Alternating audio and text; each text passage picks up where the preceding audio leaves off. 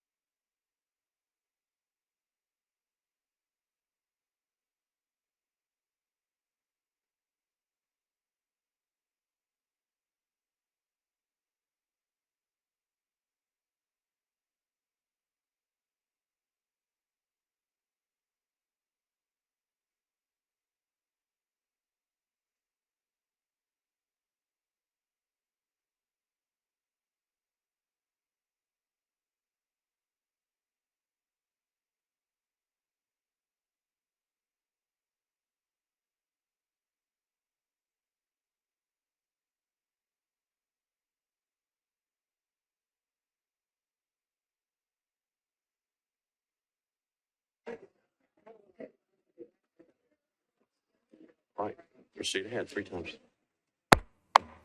Very good. All right, thank you. Okay, stay right here. Don't move from it. Will the meeting please come to order? We welcome you to the Metro Council. Today is Tuesday, February 21st, 2023. Will all members of the council, as well as the public, please rise for the invocation, remain standing for the Pledge of Allegiance. Invocation tonight is brought to us by Pastor Don Bennett of the Table, a guest of Councilmember Bob Mendez. Good evening. Thank you, Councilman Mendez, for the invitation to offer the invocation this evening. Vice Mayor Schulman and the esteemed Metro Nashville City Council members, and to you, the residents of our fine city, it's my honor to be among you tonight. For those who are not of a praying tradition, please know that your presence here is honored tonight. May we who are here take pause with you as we acknowledge that our prosperity is bound up together.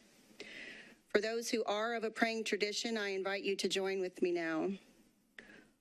Holy One, known by many names and beyond all names, Spirit of life, Spirit of love, Spirit of community, Spirit of justice, thank you for this day, for its blessings, its opportunities, its challenges. We pray for your presence to hover over our Nashville city as we look to you for our continued strength to rise each day. We ask your blessings on the people gathered here who have been called to lead the city in which we live and work and play. May they who hold power understand that it is a trust from you to be used for the services of all people. It is through grace that I ask your blessing on our public leaders, that they may do their work in a spirit of wisdom, equity, and charity. Help them use their authority to serve faithfully and to promote our common life. Help them to practice a humility toward one another, trusting that where there is imbalance, you will aid them to bring about justice. Direct us all to be wise citizens who act with dignity and integrity in our public discourse. Holiest of holies, may your presence accompany each speaker and elected official here tonight, because we all forget from time to time, especially in the noisiness of what passes for political debate today, that they are not only leaders, but also servants, and that it is their responsibility and ours to serve the common good of all. Remind them that no matter where we live, everyone, gay, straight, transgender, black or white, Hispanic or Asian, Muslim, Jew, Hindu, Sikh, or atheist, is our neighbor and our sibling.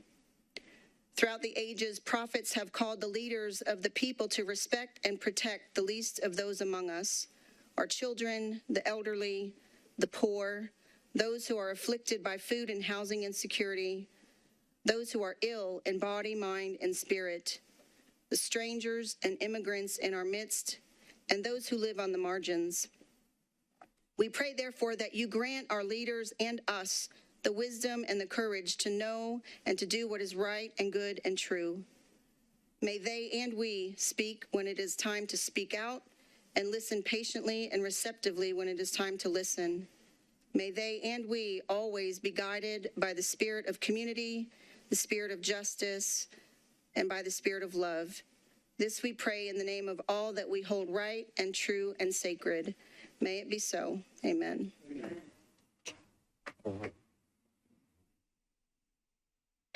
I pledge allegiance to the flag of the United States, the republic for which it stands, one nation, under God, indivisible, with liberty and justice for all. Y'all may be seated. The individual who banged the gavel tonight is Michael Ledford. He goes to DuPont Middle School, and you're in 6th grade? He's in 6th grade, and I think he did a mighty fine job. Please join me in thanking him.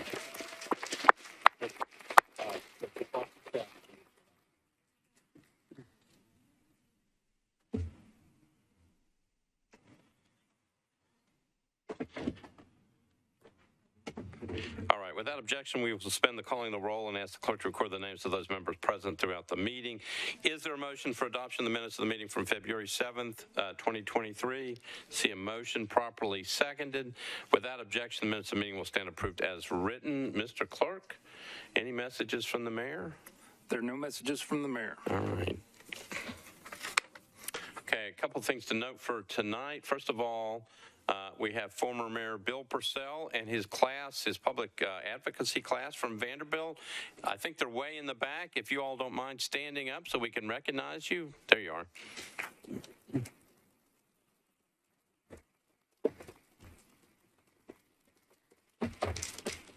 I gave them a 15-minute quick lecture on what to expect tonight, so you all,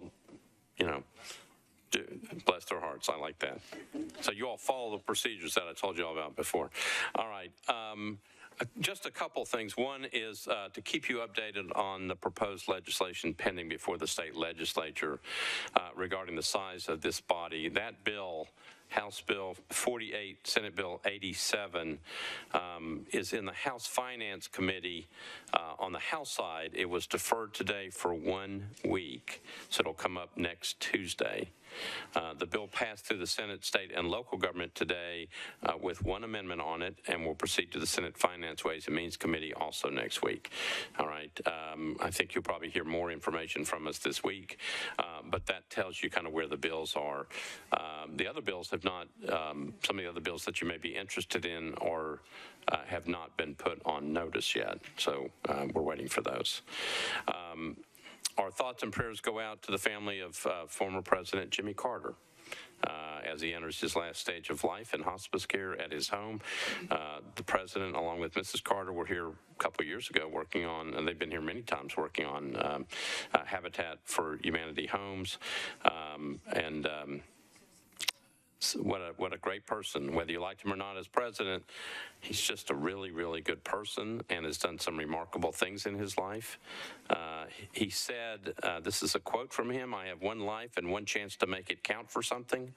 My faith demands that I do whatever I can, wherever I am, whenever I can, for as long as I can, with whatever I have to try to make a difference." Well, he has certainly made a difference in his life. We continue to see some serious violent crime in Nashville. I think all we can do is keep hoping for better things for people's safety. As I've said since the start of the war in Ukraine, please remember those individuals in that country. Also remember as well people around the world, including here in this country, that are in need. And remember especially the people of Turkey and Syria who have been just completely devastated by that series of earthquakes. Anyway, a lot of really sad things going on around the world. We are ready to start. Councilmember Rosenberg, I'm going to come to you for a report from elections and confirmations.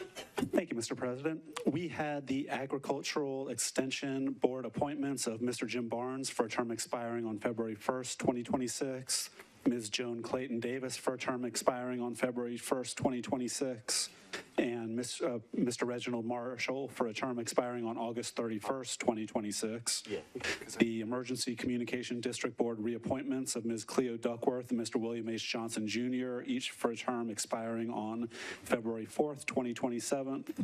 And the Transportation Licensing Commission appointment of Mr. Michael Santasteven for a term expiring on January 31st, 2024.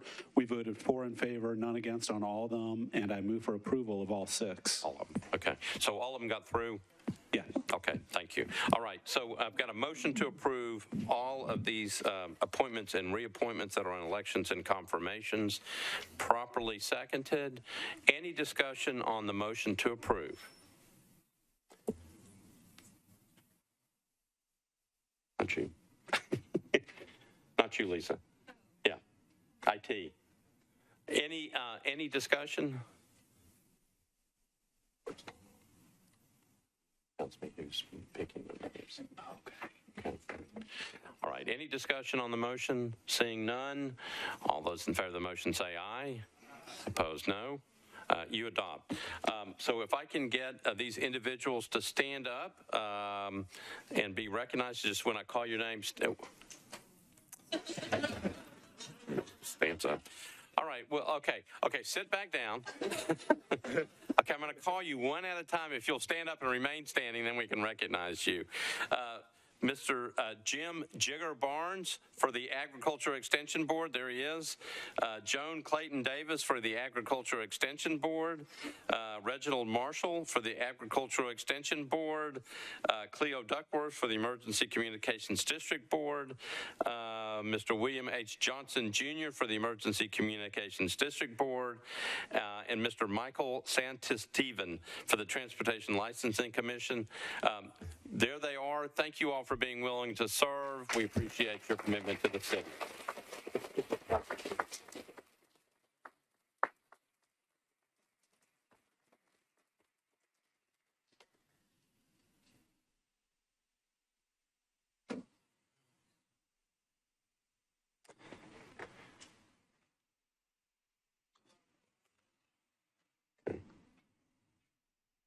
Hold on just a second. We're having a small temporary technical difficulty.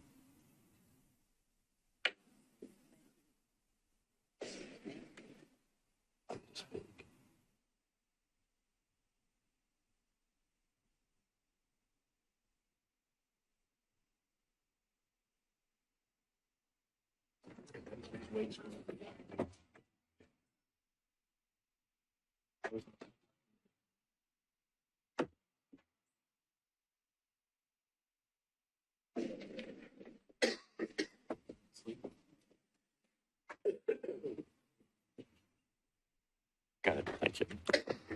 All right, we are ready to go. We have a couple things. We have a public comment period and a pre-budget public comment period. But there has been a request that we take up the resolutions on public hearing first because we have people here for those. Is there any objection if we take up those four and get those through? Any objection on that? Without objection, we will do that. So, ladies and gentlemen, what we're doing is we have a public comment period and a pre-budget public comment period. I know many of you are here for that pre-budget public comment period. We have Section H, which is resolutions on public hearing. We're going to take those four up. It shouldn't take that long, so we can let those individuals, if they're here, they can, after the resolution is heard, they can go home. Then we'll come back to the other comment periods. I will say before we start that we do have Spanish interpretation services available. Mr. Javier Brau-Mueller is here. Mr. Brau-Mueller, if you will come up to the back microphone and just explain in Spanish what you might be able to be assistance with, that would be wonderful. Good evening. My name is Javier Lynch. I'm a Spanish interpreter, and I'll be assisting people with inquiries, questions, and answers en español. Buenas tardes, mi nombre es Javier Lynch, soy intérprete español y voy a estar asistiendo a las personas que tengan cualquier pregunta para hacer. All right, thank you. All right, we are now ready for resolutions on public hearing. That's on page 2 of your agenda. We have 4 tonight. Here's how that works. I will call it the resolutions one at a time and refer to the sponsor. Unless the sponsor moves to defer the public hearing, the sponsor will call for a public hearing. I will then ask for a show of hands for those who are here in favor of the resolution. I ask for a show of hands for those who are here in opposition to the resolution. If anyone in favor of the measure wishes to speak, I'll ask you to come forward, find that microphone right there in the back, introduce yourself and give us your address. You'll have 2 minutes in which to speak.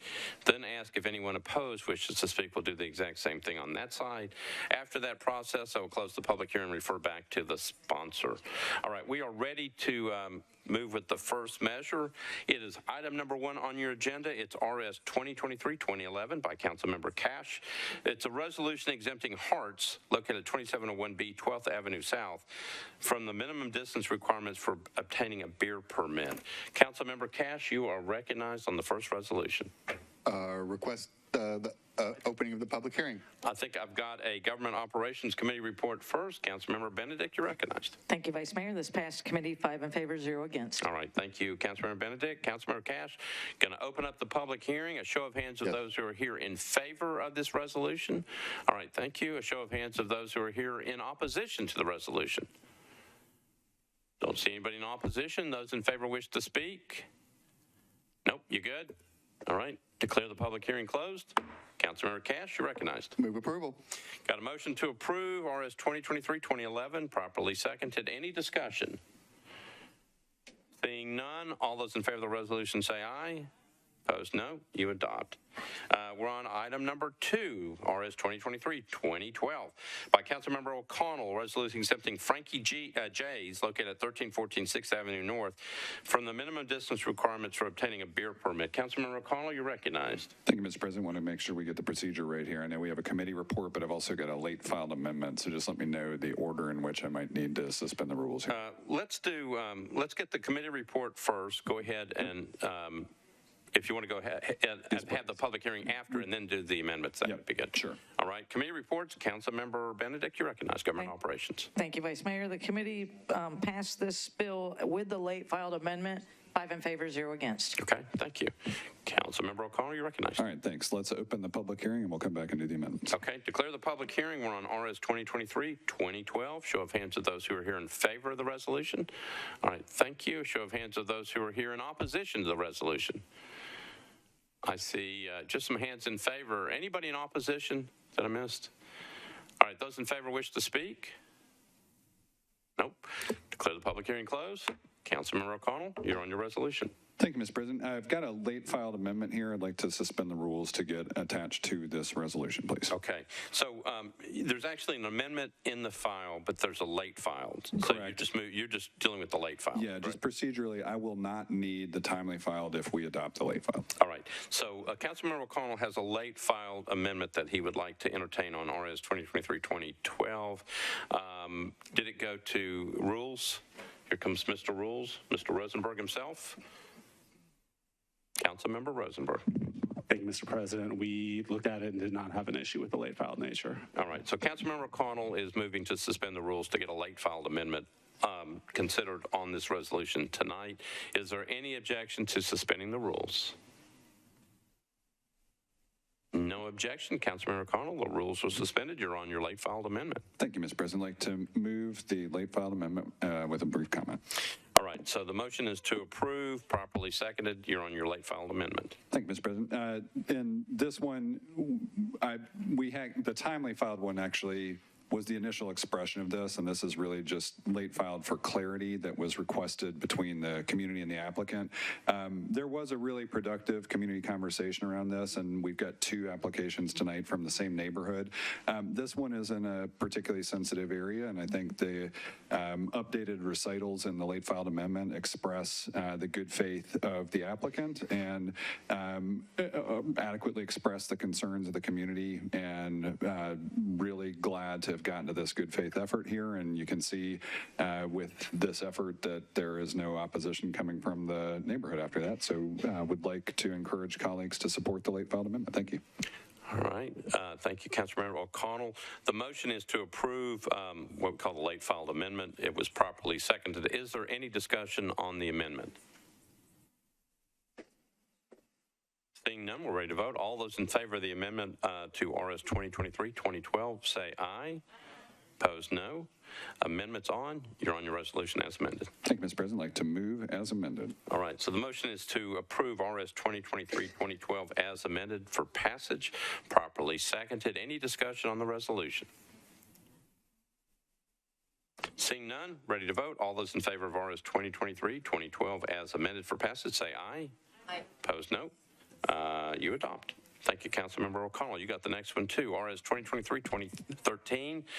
This is a resolution exempting Taco Mamacita Nashville, located at 1234 6th Avenue North, from the minimum distance requirements for obtaining a beer permit. Councilmember O'Connell, you're recognized. Thank you, Mr. President. I'd like to get committee reports, please. All right. Councilmember Benedict, Government Operations. Thank you, Vice Mayor. The committee passed this 5 in favor, 0 against. All right. Councilmember O'Connell. Thank you, Mr. President. I'd like to open the public hearing, please. Declare the public hearing open on 2023-2013. Show of hands of those who are here in favor of the resolution. All right. Oh, they even stood up. Oh, there's more people. Okay. Show of hands of those who are here in opposition to the resolution. Don't see anybody in opposition. Those in favor wish to speak? Oh, come on up. Do you want to come up? Oh, okay. You just wanted some TV time by standing up. Is that right? You stand. Okay. All right. All right. Declare the public hearing closed. Councilmember O'Connell, you're recognized. Thank you, Mr. President. I'd like to move approval of brief comment. All right. The motion to approve properly seconded. Back to you. Thank you. As you can see, again, these were two resolutions just honestly about a block from one another in the same neighborhood. I want to commend both applicants for working with the community in Germantown and as you can see tonight, I think earning the broad confidence that these establishments will operate responsibly and I think be a great addition to our mixed-use community there in Germantown. So I would like to encourage colleagues to approve. Thank you. All right, the motion is to approve. It's been properly seconded. Any discussion? Seeing none, all those in favor of RS 2023-2013 for passage, say aye. Opposed, no. Let's try that again. All right. All those in favor of RS 2023-2013 for passage, say aye. Aye. That's better. Opposed, no. That one passes.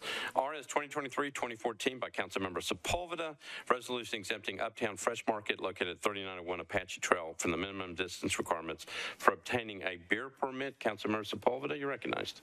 Thank you. Committee reports. Councilmember Benedict. Thank you, Vice Mayor. Government operations passed 6 in favor, 0 against. All right. Back to you, Councilmember Sepulveda. Move to open the public hearing. All right. Declare the public hearing open. A show of hands of those who are here in favor of this resolution. A show of hands of those who are here in opposition to the resolution. Councilmember Sepulveda, I didn't see any hands either way. All right. Declare the public hearing closed. Councilmember Sepulveda, you're recognized. Move for approval. Okay, the motion is to approve RS 2023-2014 for passage. Properly seconded. Any discussion? Seeing none, all those in favor of RS 2023-2014 for passage, say aye. Opposed, no. I heard at least 3 yeses, so that's good. All right. That takes care of the resolutions on public hearing. We are now back on section F. For the public comment period, it's my understanding that we had one person sign up for the public comment period. It's Ms. Karen Rollins. That's right. Is Ms. Rollins here? Ms. Rollins, if you would please come on up.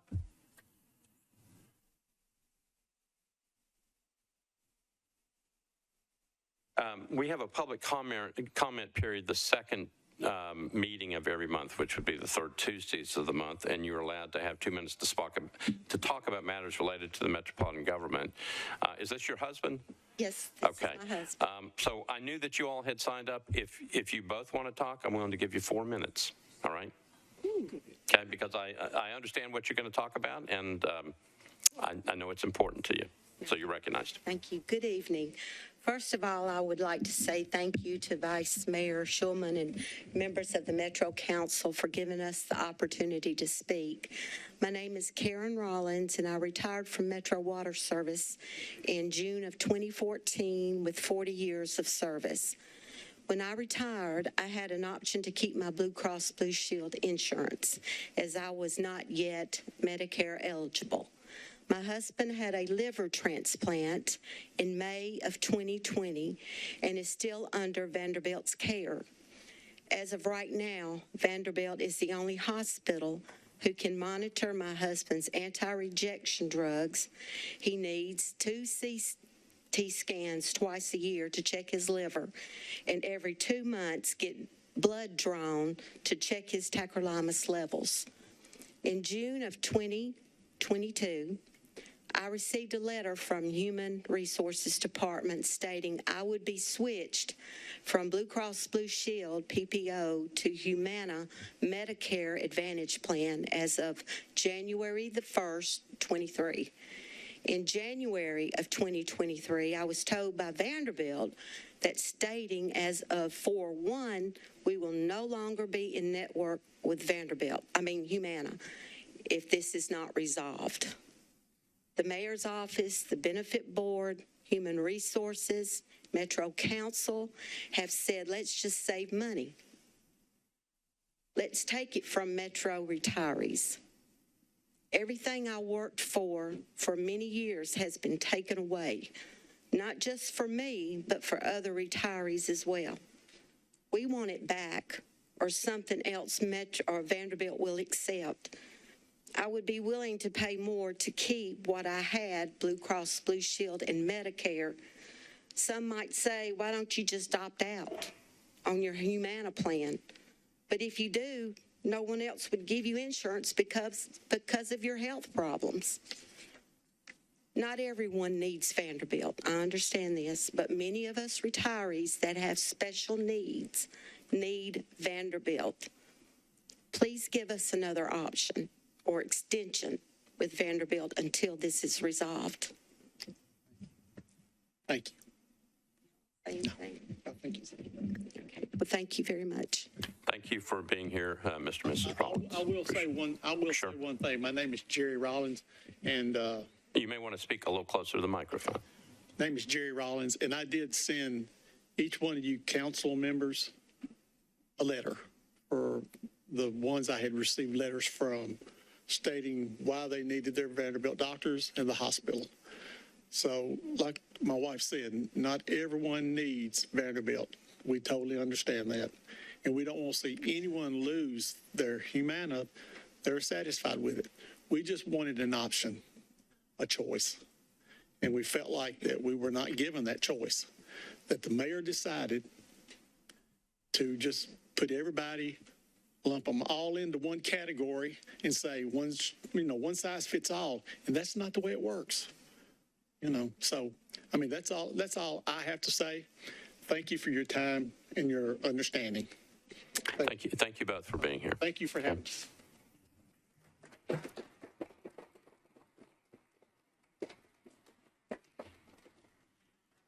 All right. We are now moving to what is item G on your agenda. It's our pre-budget public comment period.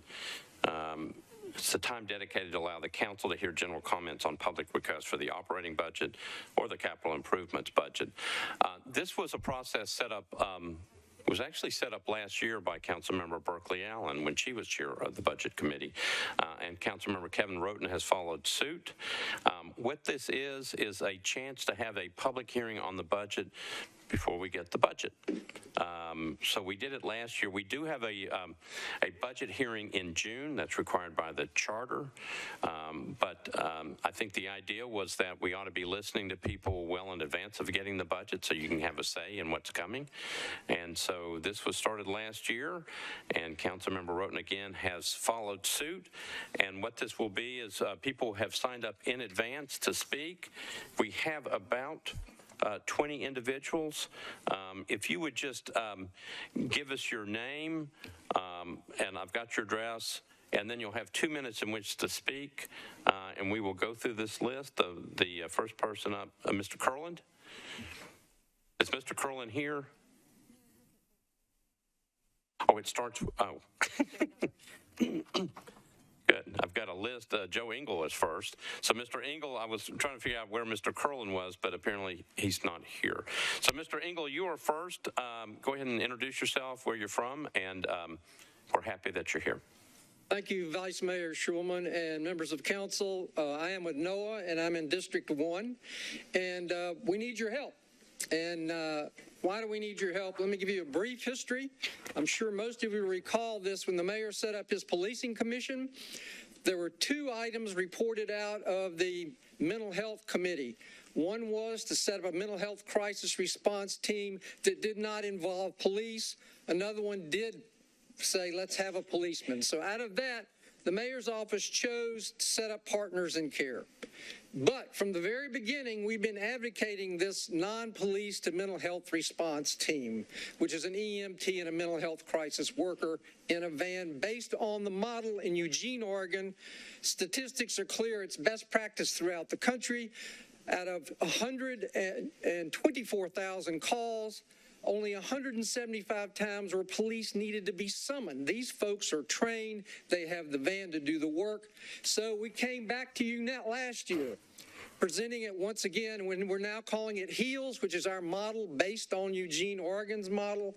And many of us thought we had that through this body last year. And it turns out that didn't turn out to be the case. And for the same reason it happened first time, because we have good people running things in Metro, but sometimes they have their own self-interested heart and don't represent the community, which NOAA does and other groups do.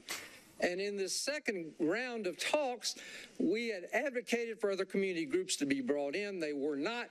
And so here we are now, coming back to you saying, yes, we still need HEALS. Reach is not the answer. We appreciate that effort, but it is a poor man's HEALS, and we need that model. And I encourage you to work with Council Lady Porterfield and Council Lady Allen to help us to achieve this community need in mental health crisis response. Thank you very much. Thank you, Mr. Engel. Appreciate it. Next speaker, Lisa Williams. Ms. Williams, welcome. Good evening. I'm Lisa Williams, and I am a board member for the Friends of Fort Nashboro. We are requesting $1.5 million from the Metro Capital Improvements budget to complete the approved design for the Fort Nashboro Interpretive Center. We need more family-friendly space downtown, and there's a longstanding education standard on the founding of our state and city. Currently, this is a third-grade curriculum piece. The funds we request will go to completing the classroom space, exhibit areas, and offering a digital experience via QR code access of visitors' smartphones. Fort Nashboro was one of Nashville's main tourist attractions, along with the Parthenon, the Hermitage, and the Grand Ole Opry, dating back to the 1930s. Currently, we have the shell of a building, but we do not have the developed areas for the educational experience we would like to offer. Thank you. Thank you. Thank you for coming. Are there any questions?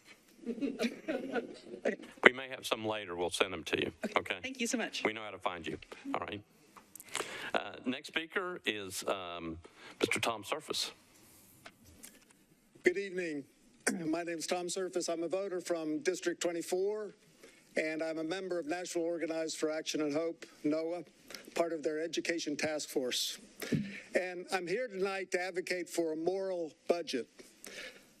I want our great city to direct the financial resources to protect and improve the lives of its most vulnerable citizens, and to address elements of systemic racism and social and economic inequity. For instance, Metro schools. Did you know that black students in our schools are more than 3 times as likely to be suspended as white kids? This is a problem. We know that kicking kids out of the classroom only leads to higher dropout rates, and it feeds the schools to prison pipeline. We need to keep our children in the classroom as much as possible. That's where the learning happens. Fortunately, MNPS has implemented some programs intended to reduce and eliminate those gaps. Advocacy centers in the elementary schools and restorative practice assistants and peace centers in the middle and high schools that just started this year.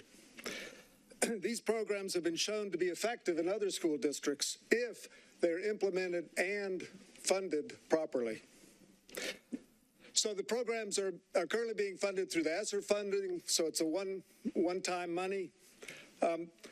We need to continue to fund these programs and allow for further expansion.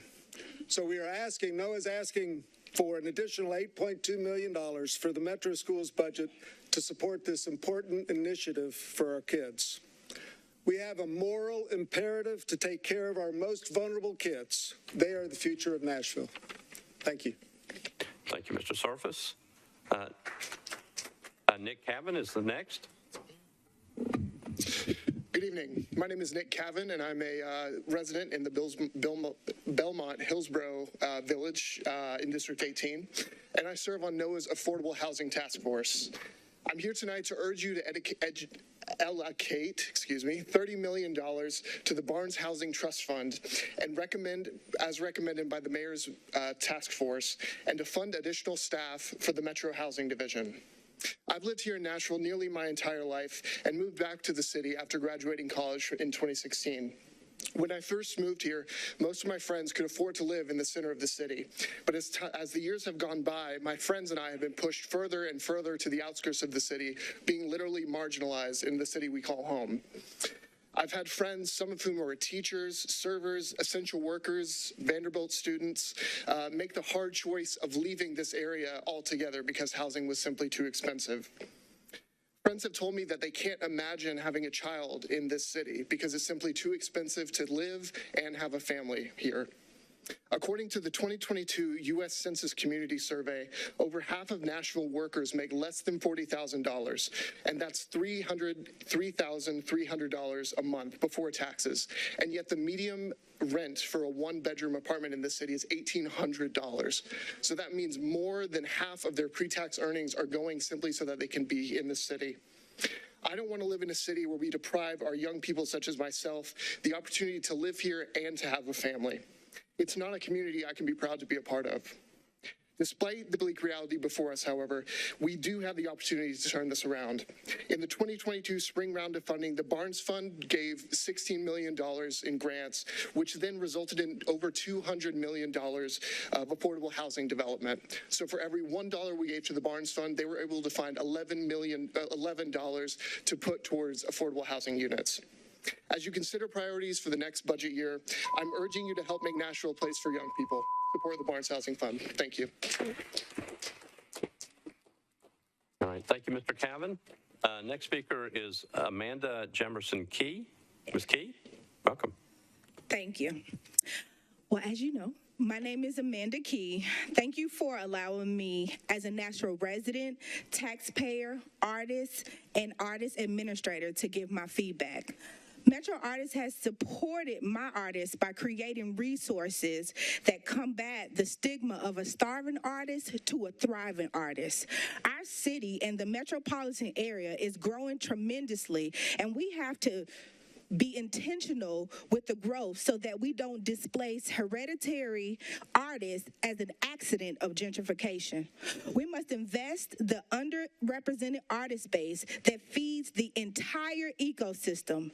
Your robust funding will take us out of the zero-sum game and help us to support all art organizations equitably.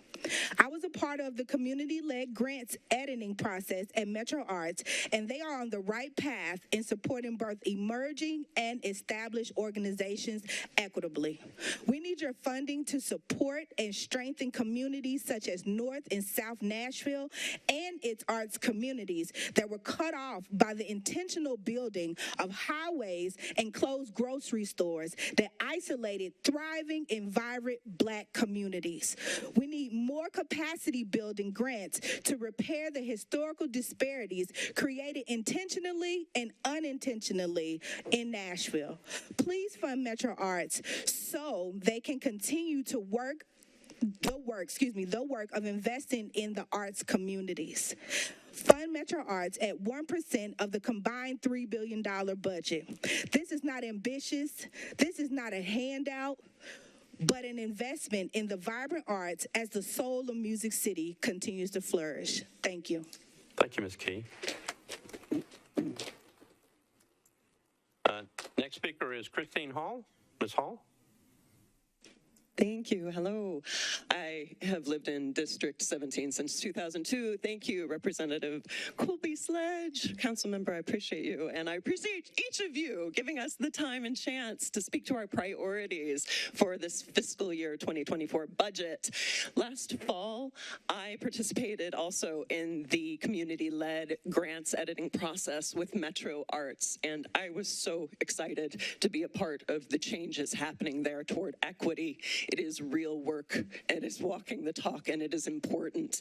We were able to create a new category for funding for micro organizations, and that's going to help us facilitate intentional ways of bringing new artists and groups into the Nashville arts ecosystem.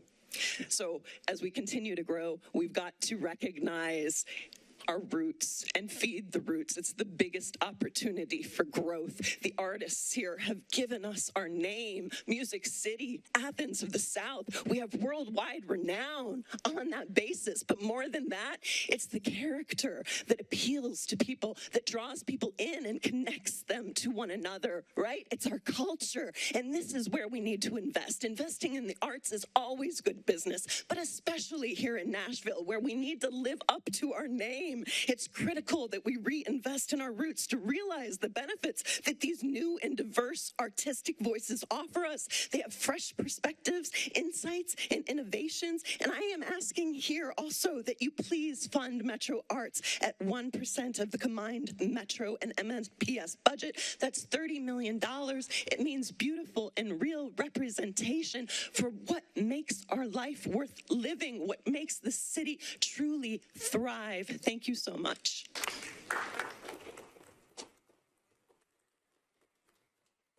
Thank you, Ms. Hall. I hope you bring some passion the next time you come and speak to it.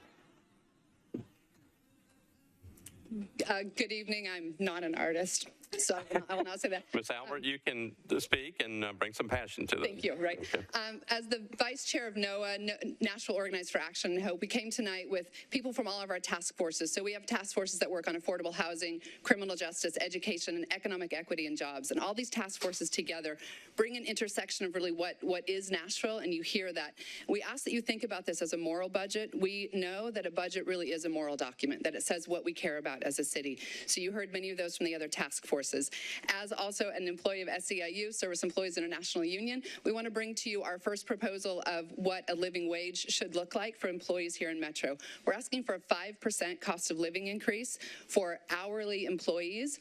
We want you to look at what inflation is right now, what we're paying for, and that these folks, we all lauded them as being essential when the pandemic was on. These are the people that kept Nashville running. We want to make sure that we keep the best and brightest here, so we're asking for a 5% cost of living for hourly employees. There is already an incredible discrepancy, we know, between folks that really do a lot of on-the-ground work and some of our management. So when we look at the money, we're looking at 5% for our hourly employees. So we want you to look at that really from that moral economic angle as well. So we're asking for that today, and we appreciate your time. Thank you.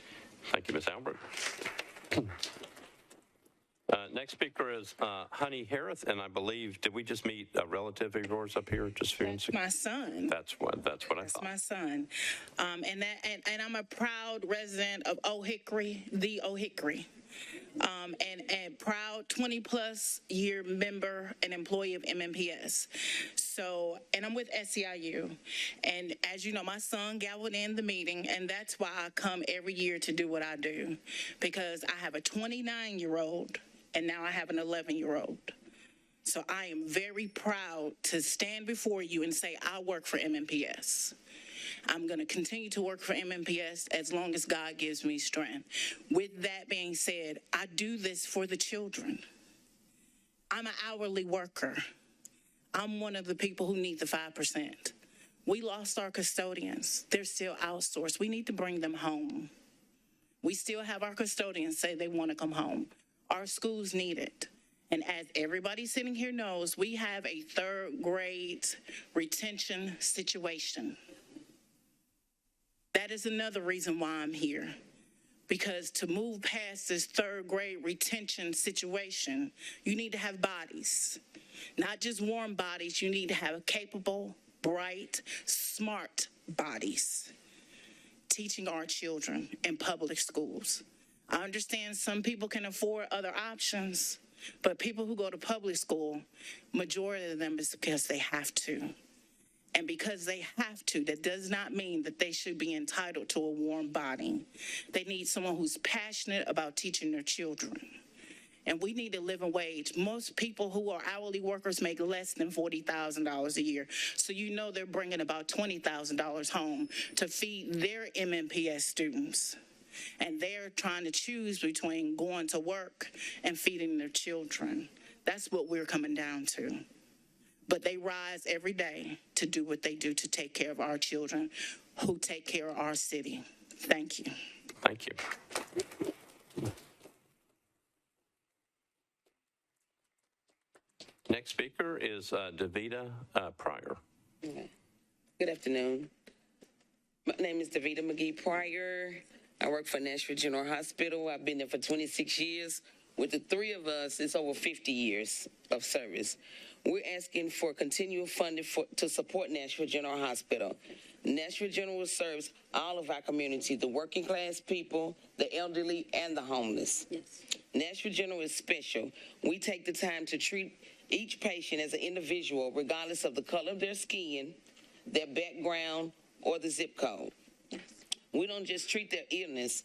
We help them to live a better life, healthier lives, and we do continually care. But we have to make a living too.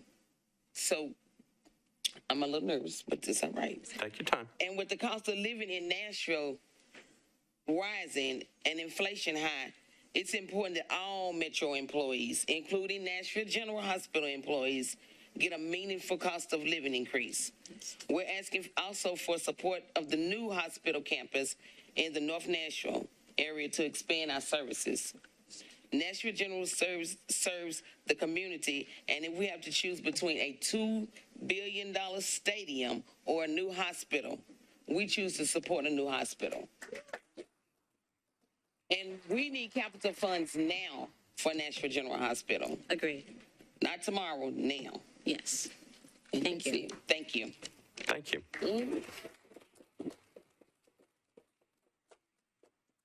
Next speaker is Regina Davis. Ms. Davis.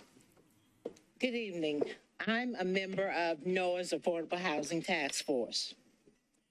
Tonight, more than 500,000 Americans will sleep in public places because they lack a private place.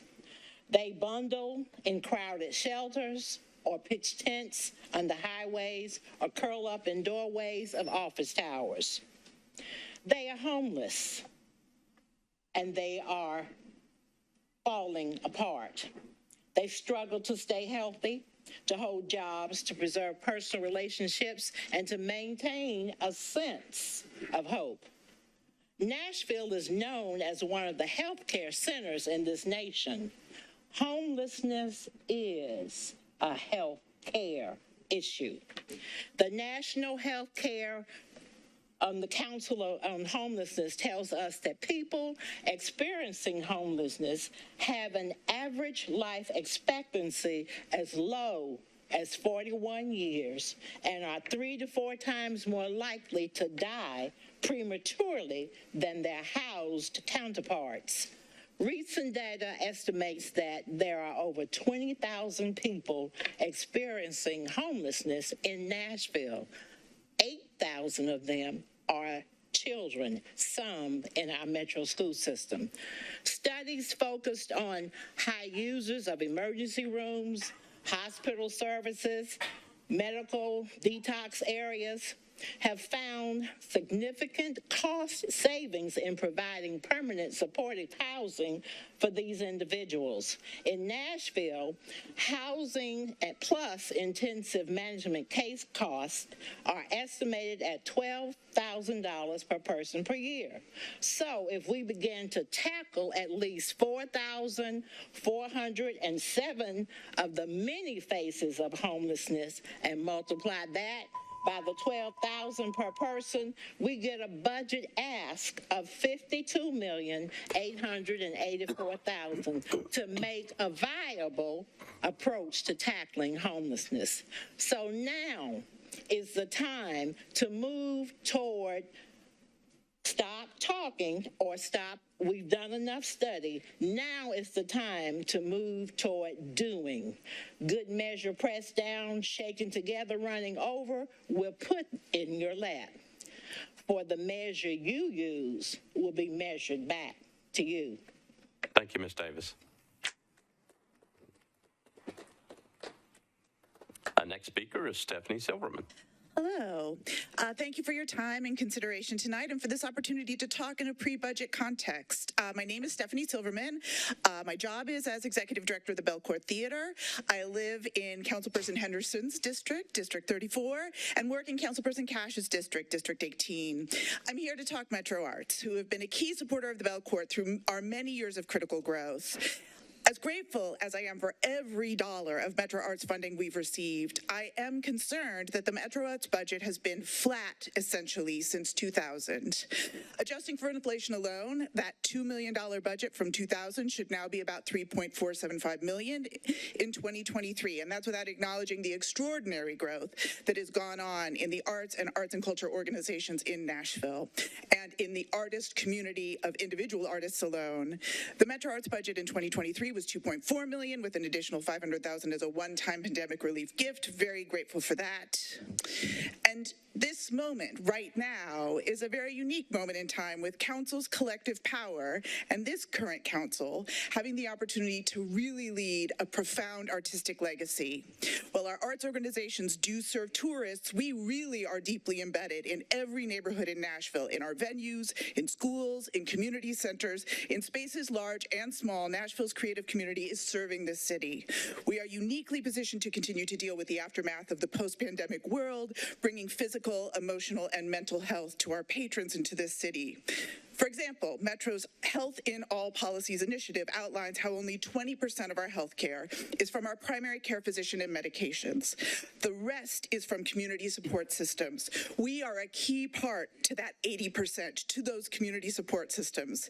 And even more importantly, the arts are even active in the 20% of physician, hospital, and arts therapy spaces. The arts and culture of Nashville is the soul of Nashville's metropolitan area. Please fund the arts at the 1% of combined Metro and MMPS budgets, and thank you. Thank you, Ms. Silverman. Next speaker is Seth Feeman. Good evening. My name is Seth Feeman, Executive Director and CEO of the Frist Art Museum. Thank you for inviting me to comment, and our sincere thanks to the members of the council, the Frist Council member Freddie O'Connell, and to those council members serving on the Public Facilities, Arts, and Culture Committee. I'm here to advocate for additional funding for Metro Arts because I know the arts are not just an enjoyable, thought-provoking, or nice-to-have amenity. The arts are, in fact, essential to a city's quality of life standard, its sustainable growth, and its attractiveness to visitors. And I'll tell you why that matters so much here in Nashville. Right now, our peer cities and really the entire country and beyond are watching our next moves and how we decide to progress from what the MBJ recently called our darling phase. Meanwhile, it's no secret that with its wild popularity, many locals feel hesitant to visit their downtown entertainment district. As our city seeks to find a healthy balance to support its own residents while continuing to attract tourists, increasing the investment in the arts will be a key strategy to overcoming this sense of division. We see this every day at the Frist. Art has a unique power to attract tourists and locals at once. Art often highlights that people have far more in common than what separates us. And art serves as an opportunity for people to come to that realization by sharing their own experiences with one another. At the Frist and for all the projects Metro Arts supports, we are intentional about bringing all kinds of people together. Every day at work, I get to see these people who might not otherwise meet or connect in a safe, positive environment. Supporting the arts is a civic investment in integrating diverse people, both those living in and those simply visiting Middle Tennessee. For this reason, increased funding for the arts should be a priority to each one of you. Thank you so much for your time tonight. Thank you. Next speaker, Mr. Ogle. So, hi, my name is Drew Ogle. I am a resident of Councilman Sean Parker's district, District 5. The organization that I represent is Nashville Repertory Theater. And as the resident theater company at TPAC, we serve residents of every metro district. And like all arts organizations here in Nashville, in addition to serving our residents, we attract dollars into the metro area from the surrounding counties when our guests buy our tickets, when they eat in Nashville restaurants, when they stay in Nashville hotels, and when they park in our downtown parking lots. The funding that we receive from Metro Arts impacts every program in our organization, despite being only 3% of our budget. It employs artists on our stages, it employs musicians in our pits, and it employs the teachers in our educational programs. With Metro Arts support, we are the leading employer of theatrical talent in the region. 250 artists rely on us and on you for jobs each year. If Metro Arts funding continues to stay flat, as it has for virtually 20 years, while the cost of living increases, then we and the other arts organizations like us, we are employing fewer artists, we are employing fewer musicians, we are employing fewer teachers, and the ones that we are employing are seeing their real wages shrink. We are losing our artist class from our community. We are not seeking extraordinary funding. Instead, we are asking that Metro funding for the arts keep up with inflation, keep up with the demand of our culturally vibrant city, and to keep up with other cities of our stature. So please fund the Metro Arts at 1% of the combined budget of $3 billion or $30 million. Your support is an investment in the quality of life of our community, and it will benefit us all. Thank you. Thank you, Mr. Ogle. Christina Barclay, you're next. Hello, my name is Christina Barclay. I'm an artist living in the Paragon Mills neighborhood and a two-time Metro Arts Thrive Grant Award recipient. The Metro Arts Commission has empowered me as an artist to give back to the community at large. This month, the Thrive Grant awarded me the opportunity to use the arts to help facilitate healing for underserved Nashvillians battling grief. We received just enough funding to take them out of their home environments for the weekend, hire a grief counselor, and expose them to healing modalities like yoga, sound bathing, meditation, dancing, and art. Programs like this impact the very core of our communities. Grief hits every household, every walk of life, especially since COVID. The Metro Arts Commission made that possible. So I ask that you all help us prepare for the future of Music City and the Athens of the South, and please fund Metro Arts at 1% of the combined Metro and MNPS budget, which is $30 million. Thank you for your time and your consideration. You all have a great day. Thank you. Daniel Jones. Mr. Jones. Hi, I'm a resident of District 5, and thank you for giving me the opportunity to speak on the FY24 budget. Regarding the budget line for Metro Arts, I come from the perspective of being a full-time employee at OzArts Nashville, which is currently funded by Metro Arts, and as a leader of Kindling Arts, both organizations that vitally contribute to Nashville's vibrant culture and diversity. Somewhat uncharacteristically, I will invoke scripture today.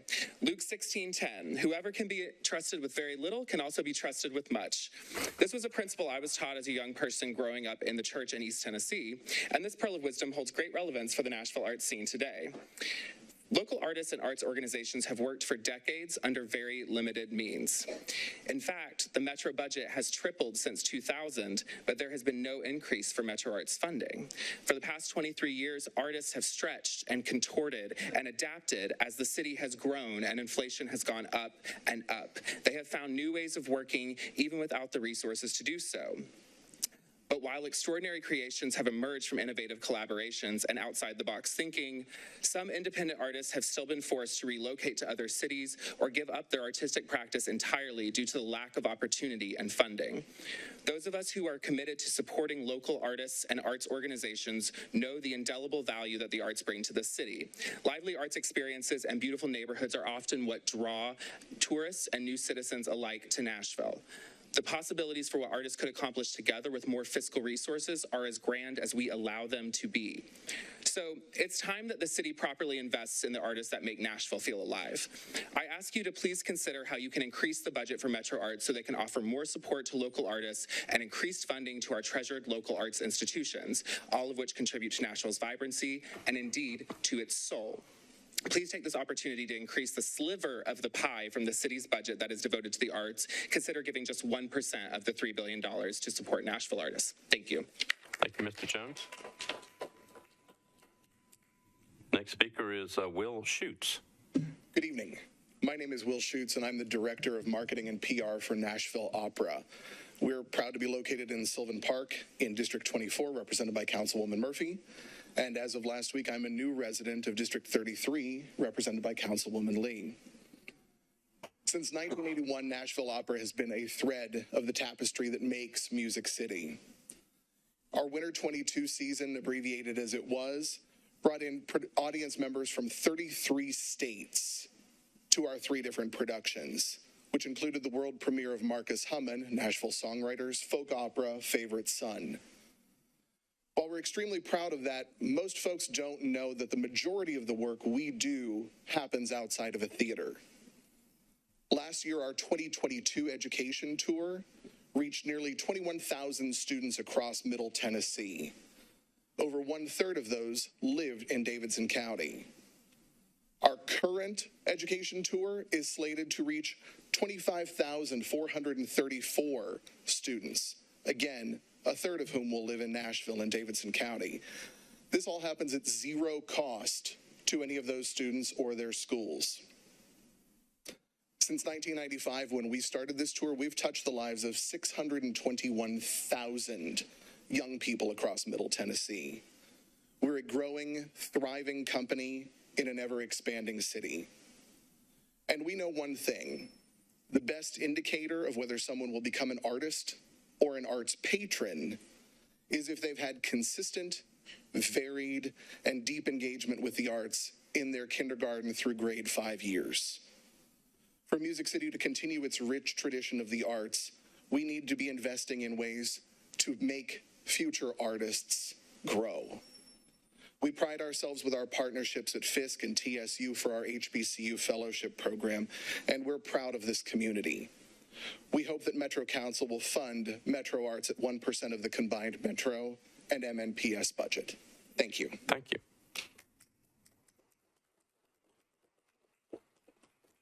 Ms. Thomas, you're next. Hi. Hi, I'm Natalie Thomas. I am the Director of Development and Operations at Music for Seniors, a nonprofit here in Nashville. I reside in District 29 with Delisha Porterfield, and I work in District 17 with Colby Sledge. As taxpayers and residents, we thank you. We appreciate the opportunity to be part of this democratic decision-making process.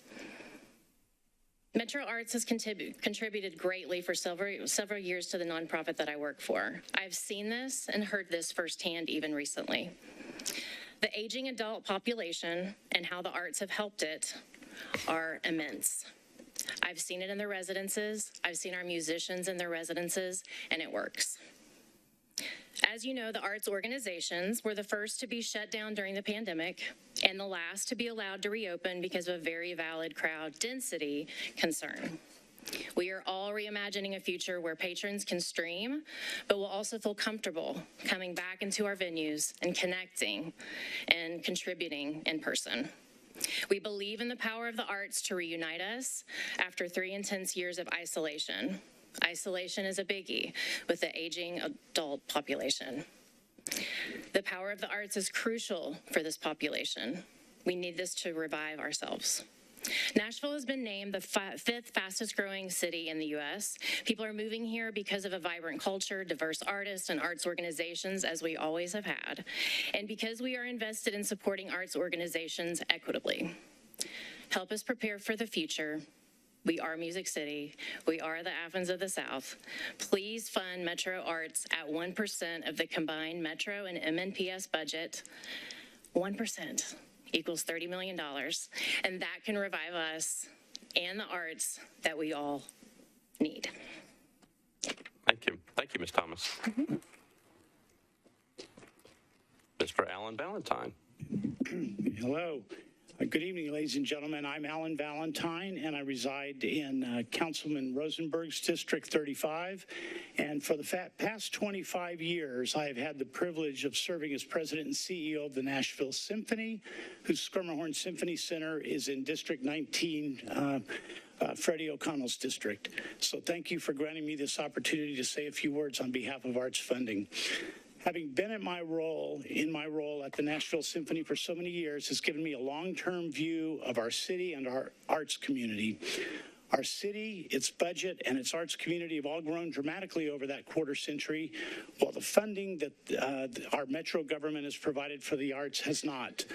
I would remind you all that the construction and opening of Schermerhorn Symphony Center some years ago was one of the major factors in igniting the Sobro development, development of the Sobro neighborhood. In fact, the very first 2 buildings were the Encore and the Pinnacle at Symphony Place. Our legacy arts organizations have grown exponentially into internationally recognized institutions, bringing great credit to our city, while we have simultaneously experienced an explosion of new and highly creative arts organizations. All while support for our arts community from our city has not only not kept pace, but fallen behind. Instead, in Nashville, we have always relied on the private sector to take care of the arts. Let the private sector do it. Well, our city has grown way past the point that the same handful of families that have traditionally built and supported everything that makes our city worth living in and so attractive to outside investors can continue to do that in the same way. Our city budget is a reflection of our priorities, and I would ask the question, do you all think it reflects the right priorities? Our brand is Music City, and our calling card is creativity, but I doubt one would know that by examining the priorities in our city's budget. Yet the first place our economic development folks bring executives from companies we're trying to recruit are to arts organizations.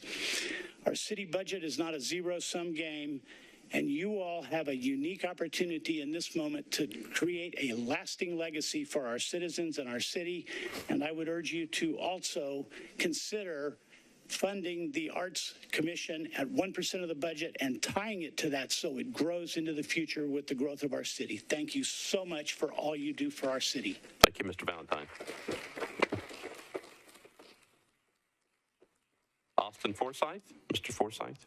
Hello, everyone. My name is Austin Forsyth. I'm a 911 dispatcher for Metro. I'm also a resident of Davidson County, and my husband also works for Metro. My sister died this past year in a car accident, leaving my niece for my husband and I to raise. And let me be the first to tell you, I had no idea how expensive it is to raise a child, especially in a city like Nashville. We also bought a house this past year and realized how volatile the market can be and how fast interest rates can go up. The past few years have been extremely eventful. Between the Nashville bombing, a full pandemic, tornadoes, and more, that we at 911 have been behind the phone answering your calls for help. We felt the effect of these past couple of years at work and at home. Studies show that over the past year alone, inflation has risen between 7 to 9%. When life is coming at you fast, that 9% can be detrimental. In 2022 alone, the Department of Emergency Communications handled over 1 million calls. And while we at 911 are greatly appreciative of the 40 new positions this council granted us last year, we found it difficult to fill those positions, leading to longer wait times on 911 and mentally exhausted dispatchers. From a citizen understandably upset with response time all the way to a mother finding her child not breathing, we handle all sorts of calls at 911. These and many other types of calls can greatly have an effect on you, and there are times it's very difficult to not take those calls home and hear your voices at night while you're trying to settle down for sleep. We come to you this year as Metro employees asking for a 5% cost of living adjustment. We feel this will help offset some of the rise of costs we've all been suffering through. We also feel this cost of living adjustment would aid us in being able to attract and retain more employees that we need to continue the important work we do at 911. We feel that no full-time Metro employee should have to work a second job to pay their bills and live outside of poverty. We hope you'll strongly consider and pass our request for a 5% cost of living adjustment to help relieve a little bit of the stress we're all feeling. Thank you all. Thank you, Mr. Forsyth.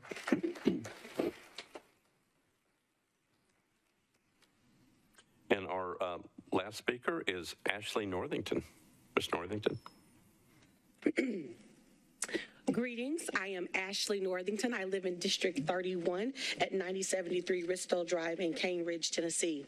I am the chair of Moving Forward, a transportation-focused organization dedicated to creating regional transportation solutions that work for Middle Tennesseans. Our organization brings the community together by empowering business, community, and transit thought leaders to engage with the critical transportation issues facing our region. Moving Forward's work to expand mobility options is grounded in the values of accountability, collaboration, equity, regionalism, and urgency. First, we urge the Metro Council to support increased operational and capital funding for WeGo. With its current limited resources, WeGo is working very hard to implement its Better Bus Plan, and it needs dependable, sustained funding for grant matches, replacement and expansion vehicles, additional stop and shelter improvements, more frequent service, and transit centers. With the April 2022 service expansion, WeGo is currently at 107% of pre-pandemic service levels. Ridership recovery is at 80 to 95% depending on the period, with evening and weekend ridership well above pre-pandemic levels. Average ridership has also increased from 20,000 riders to 25,000 riders per day, often serving the most vulnerable in our community. Our entire community benefits when we invest in transit and mobility, and all Nashvillians can have access to convenient, dependable transit. This also calls for greater funding for transit with a commitment to equitable investment.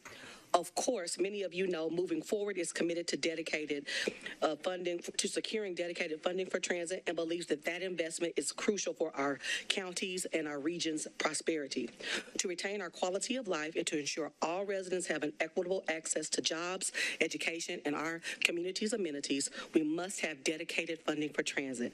We appreciate your continued focus on equitable transit and mobility investments in Davidson County so that all Nashvilleians can prosper. Thank you. Thank you.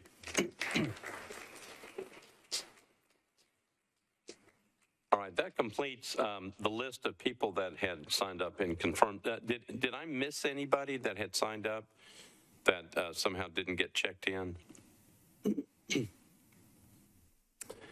All right, seeing none, would council members please join me in thanking the people who came and spoke. I thought it was very, very helpful.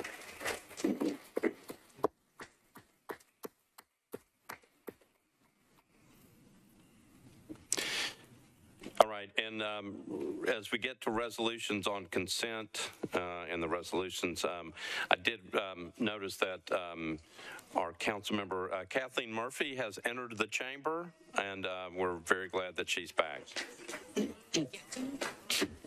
She brought her own throne, is that what you said?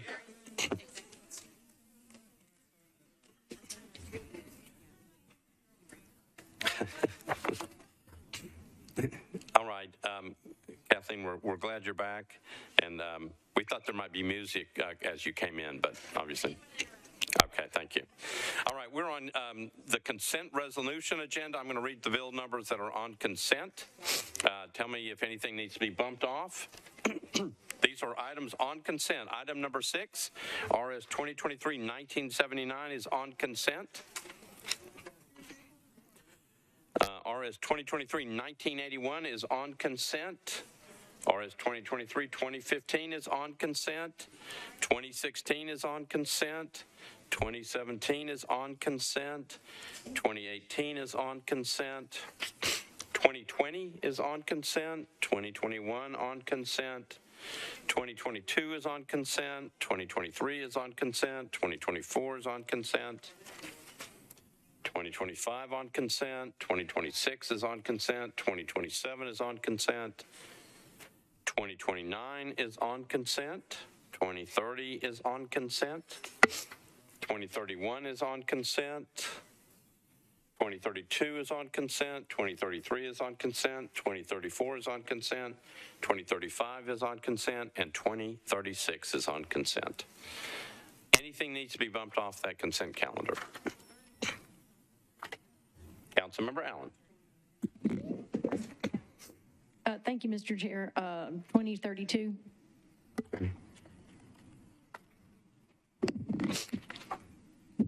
All right, 2032 is going to be bumped off. That's item number 26. 2023, 2032 is bumped. Councilmember Bradford. Number 29, 2035. Okay. Item number 29, or 2023, 2035 is going to be bumped. Okay. Anybody else? All right. Seeing none. There we go. I'm going to read you the items on consent. Starting with item number 6, RS 2023-1979 by council members Roten, Johnston, and Gamble. It's a resolution reducing the authority of the Metropolitan Government of Nashville and Davidson County to issue general obligation bonds pursuant to certain initial resolutions previously adopted by the Metropolitan County Council. Item number 8, RS 2023-1981 by council member Roten, a resolution appropriating the amount of $16,779,600 in the general fund reserve fund for the purchase of equipment and building repairs for various departments of the Metropolitan Government. RS 2023-2015 by Councilmembers Roten, Welsh, and Hurt. A resolution accepting a grant from the Tennessee Department of Mental Health and Substance Abuse Services to the Metropolitan Government through the Davidson County General Sessions Court to provide Tennessee mental health court program services to enable the establishment of adult mental health court programs and treatment services to nonviolent offenders. Item number 10, RS 2023-2016, Roten, Welsh, and Hurt. A resolution approving Amendment 1 to a grant from the Tennessee Department of Mental Health and Substance Abuse Services to the Metropolitan Government through the Davidson County General Sessions Court for the provision of Tennessee Certified Recovery Recovery Court Program. RS 2023-2017 by Roten, Welsh, and Hurt. Resolution approving Amendment 1 to a grant from the Tennessee Department of Mental Health and Substance Abuse Services to the Metropolitan Government through the state trial courts to provide a Tennessee Certified Recovery Court Program at the Davidson County Residential Drug Court. RS 2023-2018 by Roten and Welsh, a resolution to appropriate grant funds from the Martha O'Brien Center's Tennessee Opportunity Pilot Initiative Implementation Grant to the Metropolitan Government through the Metropolitan Action Commission to formalize the parties' relationship while collaborating on direct services, capacity building, collaborative activities, and grant compliance. Next item is item number 14, RS 2023-2020 by Roten and Pulley, a resolution accepting the terms of a cooperative purchasing master agreement for the purchase of special purpose vehicles for the transport of heavy sludge waste for the Department of Water Services. Item number 15, RS 2023-2021, Sledge, Roten, and others, a resolution approving a participation agreement between the Metropolitan Government of Nashville and Davidson County, acting by and through the Department of Water and Sewer Services and Development Street Development, LLC, to provide stormwater infrastructure improvements through funding the design and construction of an improved stormwater system. Item number 16, RS 2023-2022, Sledge, Roten, and others, resolution authorizing the Metropolitan Government, acting through the Department of Water and Sewer Services, to enter into a utility relocation contract with the State of Tennessee Department of Transportation and construct PIN number 125526.08 SR1, that's Murfreesboro Road, from Division Street to near Volte Boulevard in Nashville. Item number 17, RS 2023-2023, Roten and Pulley, a resolution approving two amendments to two agreements between the Metropolitan Government and the State of Tennessee Department of Environment and Conservation concerning maintenance of closed solid waste disposal facilities. Item number 18, RS 2023-2024. Councilmember Roten is the sponsor. Resolution authorizing the Metropolitan Department of Law to compromise and settle the property damage claim of George Sawyers against the Metropolitan Government for $25,466.01. Said amount to be paid out of the self-insured liability fund. RS 2023-2025, item number 19, Evans, Roten, and others. A resolution approving an intergovernmental agreement between the State of Tennessee Department of Transportation and the Metropolitan Government, acting through NDOT, for the repairing of existing pavement facilities and resurfacing of 0.660 miles of Old Hickory Boulevard. Item number 20, RS 2023-2026, Roberts, Withers, and Pulley. A resolution authorizing Camden Nations LLC to construct and install an aerial encroachment at 4901 through 5003 Louisiana Avenue and 4908 through 5010 Tennessee Avenue. Item number 21, Councilmember O'Connell, RS 2023-2027, a resolution accepting a donation in the amount of $10,000 as a contribution to NDOT for studying roadway infrastructure improvements in Pytown near 7th Avenue South and Middleton Street. Item number 23, RS 2023-2029, Roten, Pulley, and Welsh, a resolution approving a Bloomberg initiative for cycling infrastructure grant application from Bloomberg whatever, to the Metropolitan Government. I give up. Acting by and through the NDOT to provide consultant and technical assistance in finding creative solutions to deliver safer, more comfortable bike lanes. Philanthropies. There you go. RS 2023-2030. Councilmembers Roten, a resolution authorizing the Metropolitan Department of Law to compromise and settle a personal injury claim of Jenny Mann against the Metropolitan Government in the amount of $85,000. Item number 25, RS 2023-2031. Councilmember Roten, a resolution authorizing the Metropolitan Department of Law to compromise and settle the personal injury claim of Elizabeth Giddens against the Metropolitan Government in the amount of $30,000. Said amount to be paid from the Self-Insured Liability Fund. Item number 27, RS 2023-2033. Councilmember Syracuse, a resolution urging the Tennessee General Assembly to support House Bill 304, Senate Bill 200, require that certain establishments serve alcohol, maintain at least one dose of, what is that? I know that. No, what is it? Councilmember Syracuse? Naloxone? Is that right? Okay. Making sure. Nasal spray on its premises. Item number 28, RS 2023-2034, resolution on the life of Avi Poster. And item number 30, RS 2023-2036 by Councilmember Hurt, resolution recognizing Fisk University as being HBCU of the Year at the Black Sports Business Symposium. Those are the items on the consent calendar. Anything needs to be bumped off of that one? Seeing none, I got some committee reports coming in.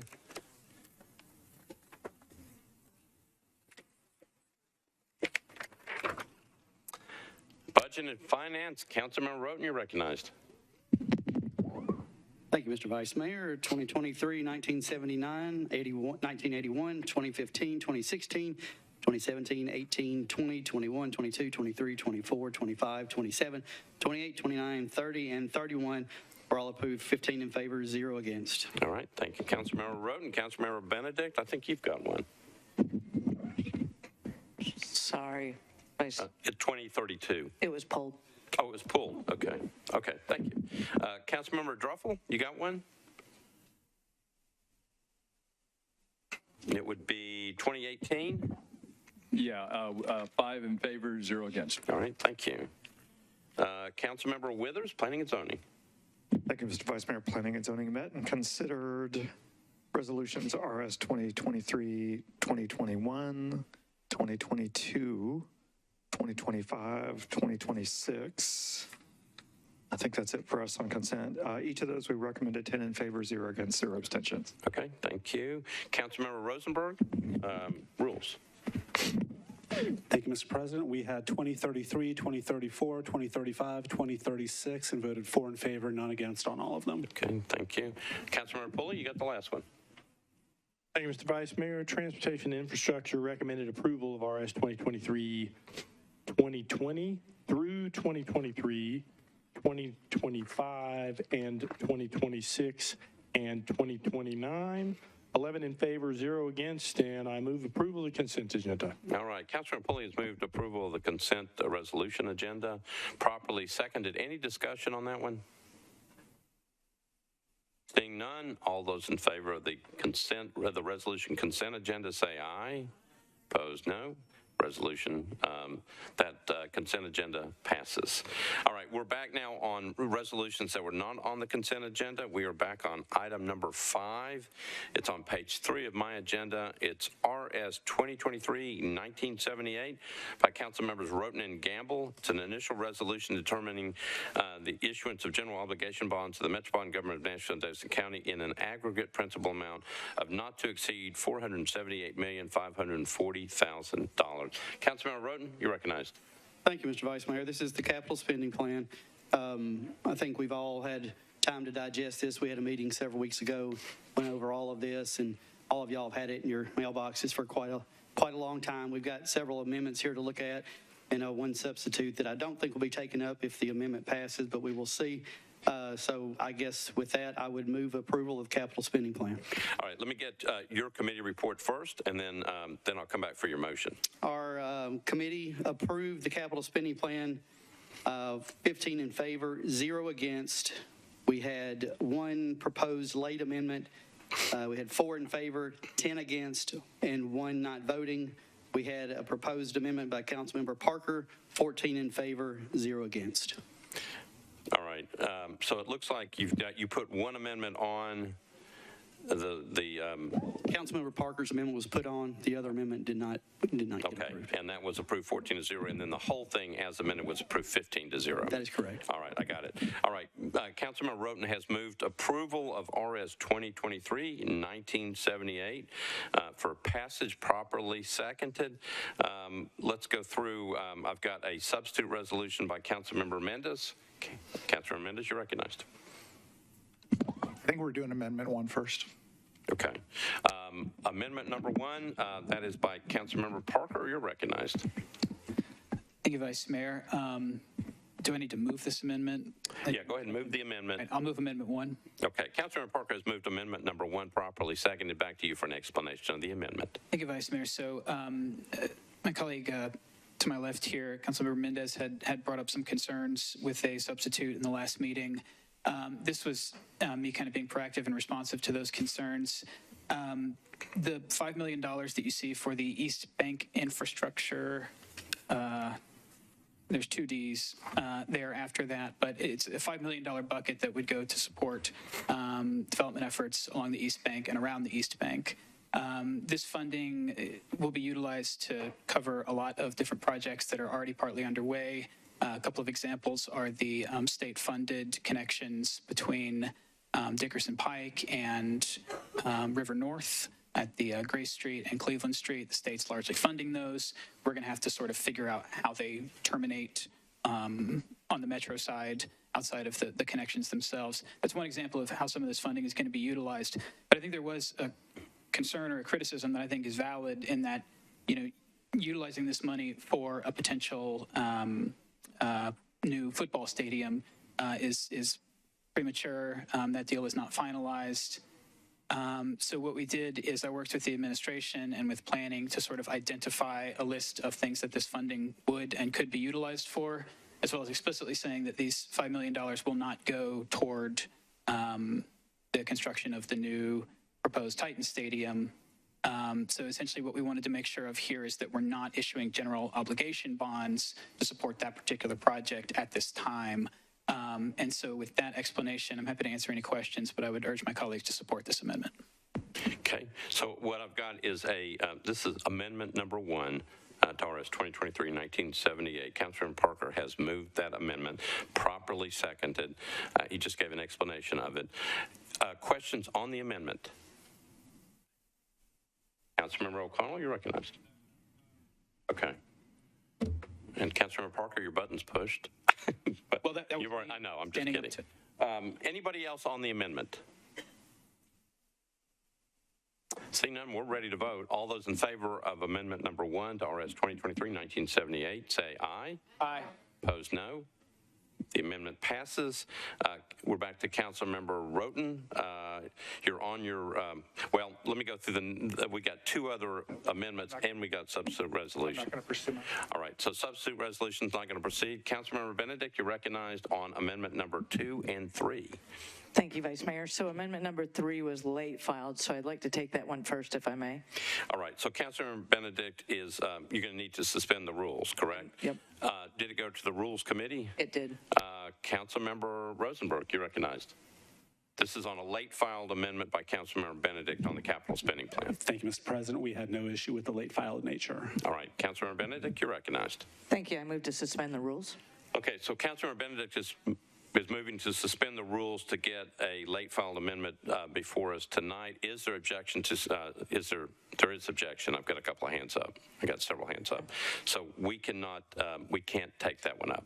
Okay. So we'd have to go back to your amendment number 2. Sounds good. I'd like to move that amendment. All right. So Councilmember Benedict has moved amendment number 2, properly seconded. Back to you for an explanation of the amendment. Thank you, Vice Mayor. So the late file that I had just tried to present to Councilmember Vercher was.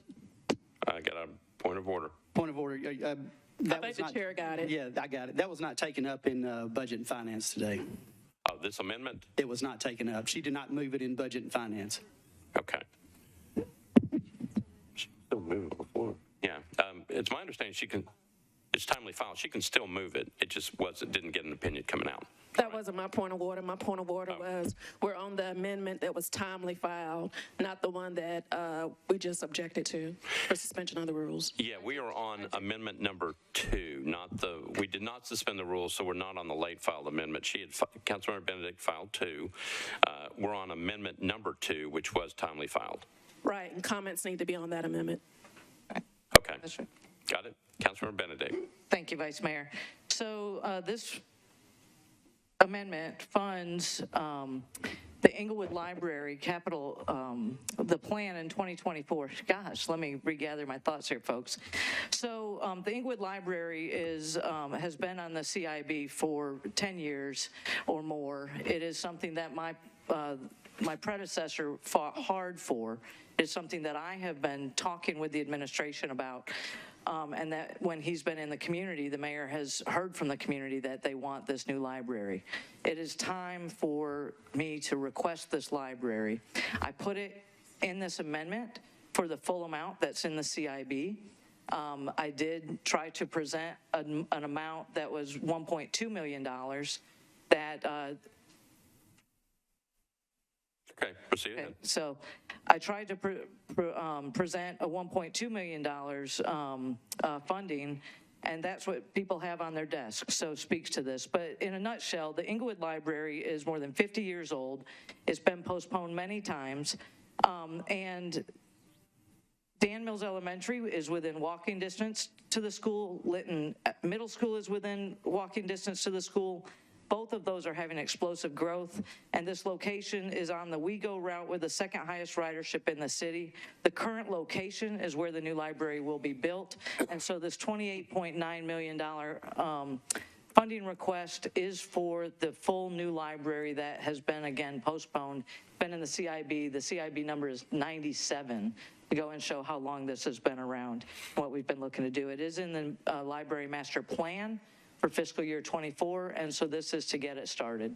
So with that, this is the amendment for $28.9 million to fund the entire construction and design phase of the Englewood Library, and I would seek approval from this body. Thank you. Okay. Thank you, Councilmember Benedict. Okay, so I've got a motion and a second on Councilmember Benedict's amendment. I've got people in the queue. Councilmember O'Connell on this.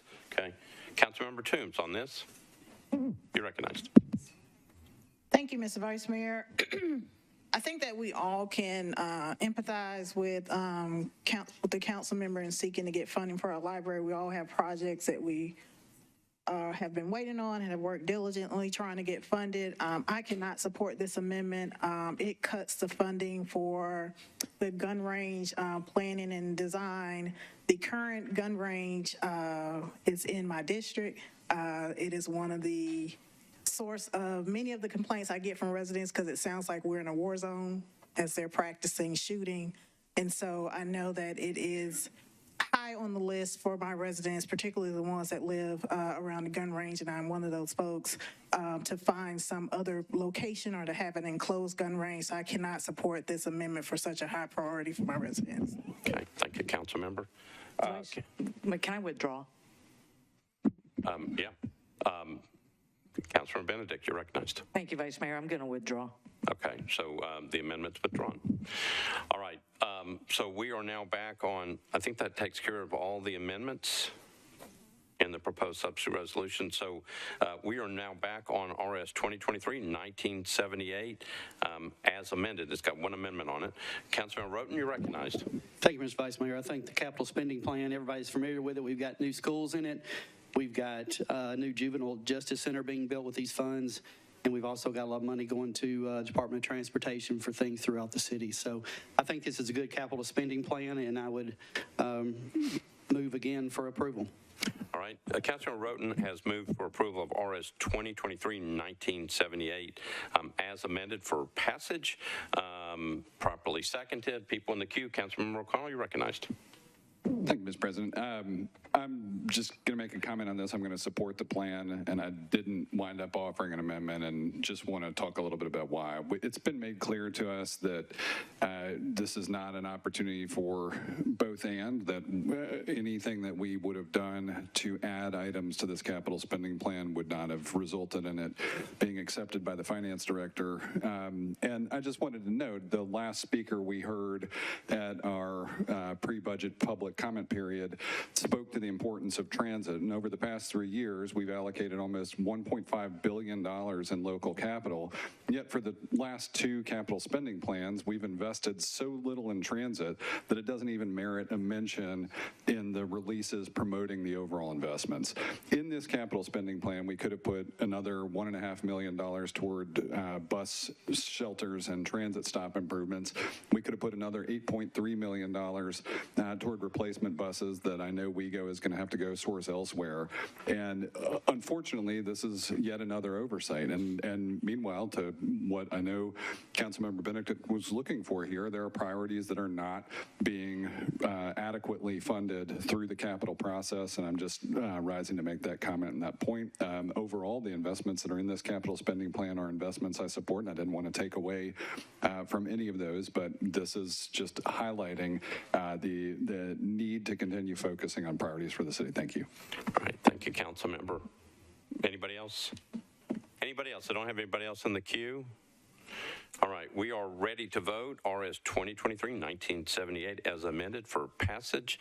All those in favor of the resolution say aye. Opposed, no. Resolution passes. Thank you, Councilmember Roten. We are now ready for item number 7, RS 2023-1980 by Councilmembers Roten and Gamble, a resolution appropriating certain accounts for the benefit of the Administrative Department, Police Department, Fire Department, Finance Department, ITS, Parks Department, NDOT, General Services, Nashville General Hospital, and NDOT surplus parking funds, the amount of $88,908,200. Councilman Roten, you're recognized on the resolution. Thank you, Mr. Vice Mayor. Committee report for this. we had an amendment from Councilmember Syracuse, 15 in favor, 0 against. And this resolution was approved, 15 in favor, 0 against, and I would move approval. All right, so I've got a motion to approve RS 2023-1980 for passage, properly seconded. Councilmember Syracuse, you're recognized. Thank you, Vice Mayor. This amendment simply moves us forward in the project that started at the beginning of this term, looking at council strategically from a personnel standpoint, and also the second floor project of redoing this, making it more sense with council staff, office, and eventually committee rooms here. So this gets us to where we can actually start that process. Thank you. All right, so Councilmember Syracuse is moving the amendment to RS 2023-1980, properly seconded. Discussion on Councilmember Syracuse's amendment. Seeing none, ready to vote. All those in favor of the amendment say aye. Aye. Opposed, no. Amendment's adopted. Councilmember Roten, you're back on RS 2023-1980 now as amended. Thank you, Mr. Vice Mayor. Move approval. Okay, it's the motion to approve, properly seconded. Discussion on the resolution. Seeing none, ready to vote. All those in favor of RS 2023-1980 for passage say aye. Opposed, no. RS 2023-1980 passes. All right. Next item is item number 13, RS 2023-2019 by Councilmember Roten and Withers. It's a resolution to approve the First Amendment to the lease agreement between the Metropolitan Government of Nashville and Davidson County and Jocelyn's Line and Maintenance Company for the real property located at 630 Murfreesboro Pike for parking purposes. Councilmember Roten, you're recognized. Thank you, Mr. Vice Mayor. Budget and Finance approved, 14 in favor, 0 against, 1 present not voting. All right, and I've got a committee report coming out of Planning and Zoning. Thank you, Mr. Vice Mayor. Planning and Zoning recommended approval, 10 in favor, 0 against, 0 abstentions. All right. Thank you. Back to you, Councilmember Roten. Move approval. Councilmember Roten has moved approval of RS 2023-2019, properly seconded. Discussion on the resolution. All right. Seeing none, ready to vote. All those in favor of the resolution say aye. Opposed, no. Resolution's adopted.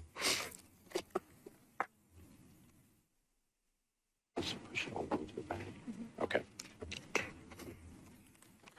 Next item is item number 22, RS 2023-2028. It's a resolution approving Amendment 2 to an agreement by and between the State of Tennessee, Department of Transportation, and the Metropolitan Government acting through Department of Transportation Multimodal Infrastructure for the acceptance of work in connection with the construction of Hart Lane from east of Whitney Park Drive to near SR6 in Davidson County. Councilmember Roten, you're recognized on the resolution.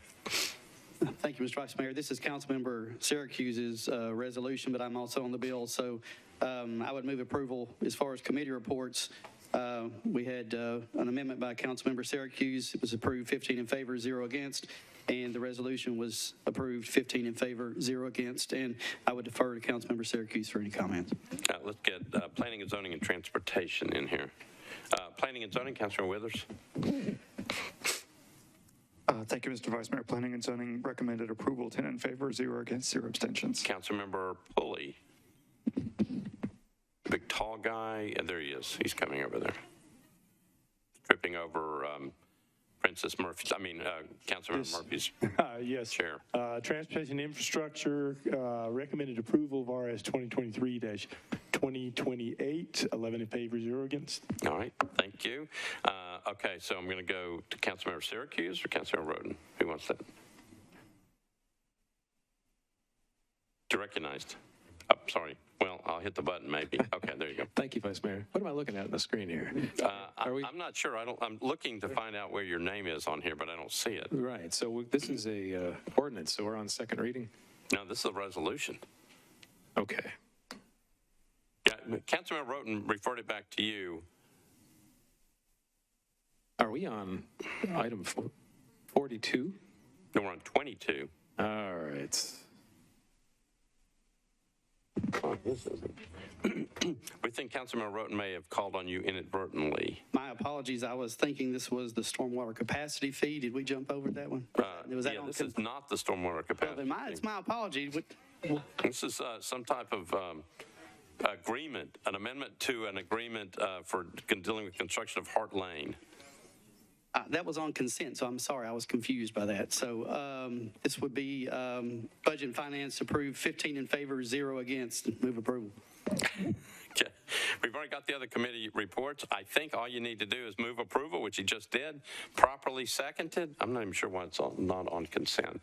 But is there any questions, any discussion on this one? Seeing none, we're ready to vote. All those in favor of RS 2023-2028, say aye. Aye. Opposed, no. You adopt. Okay, item number 26. Councilmember Cash, you've recommended that this one go to the hill of the calendar, the full hill of the calendar, all the way in the back. Councilmember Cash, you're recognized. Yes, thank you. As it kind of relates to Bill 1471, I'd like for us to handle that before considering this. All right. Any objection to putting it at the hill of the calendar? Seeing none, without objection, this one will go to the hill, which means it's the last resolution, the last thing we'll take up. It'll be at the bottom. All right. Next item up is item number 29, RS 2023-2035 by Councilmember Evans. Resolution recognizing Phil and Dot Potter on their 90th birthday. Councilmember Evans, you're recognized. Thank you. I'd like to move approval, please. Okay. So I need a report from Rules Committee. Councilmember Rosenberg. Thank you, Mr. President. Rules voted 4 in favor, none against. All right, Councilmember Evans, back to you. I'd like to renew my move for approval. Okay. All right. Murphy rule? All right, so the Murphy rule is in effect, which means that everybody voting in the affirmative will be listed as a sponsor on this one. This is the resolution, again, recognizing Phil and Dot Potter on their 90th birthday. All right, we're on RS 2023-2035. Proper motion, proper second. All those in favor of the resolution say aye. Aye. Opposed, no. Resolution is adopted. I believe that completes the consent calendar and resolutions that were not on consent calendar. All right, we are now on bills on introduction and first reading. We can take them all together. Does anything need to be bumped off? Seeing none, can I get a motion to approve all bills on? Councilmember Swope moves. Proper second. We're going to take all of the bills at the same time. All those in favor of all bills on introduction and first reading say aye. Aye. Opposed, no. You adopt. Councilmember Toombs is going to deal with bills on second reading. No problem. You've got a couple bills up there, but I think you can handle them. Yeah, I think they're fine.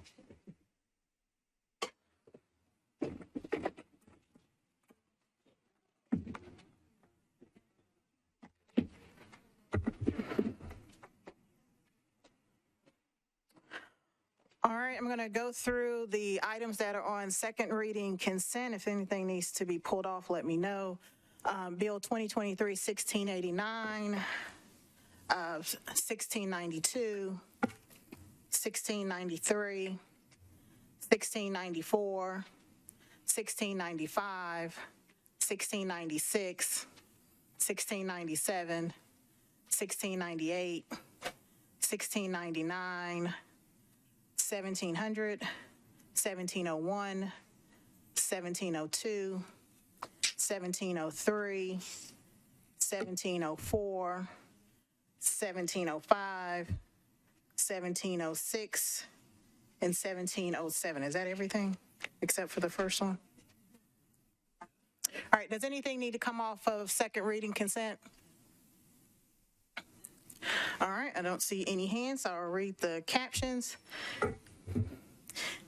Item number 41, Bill 2023-1689, sponsors Parker, an ordinance creating a permit program for parklets and streeteries in Davidson County and establishing a fee structure for such licenses. Item number 42, Bill 2023-16. What's not on consent? 42. Okay.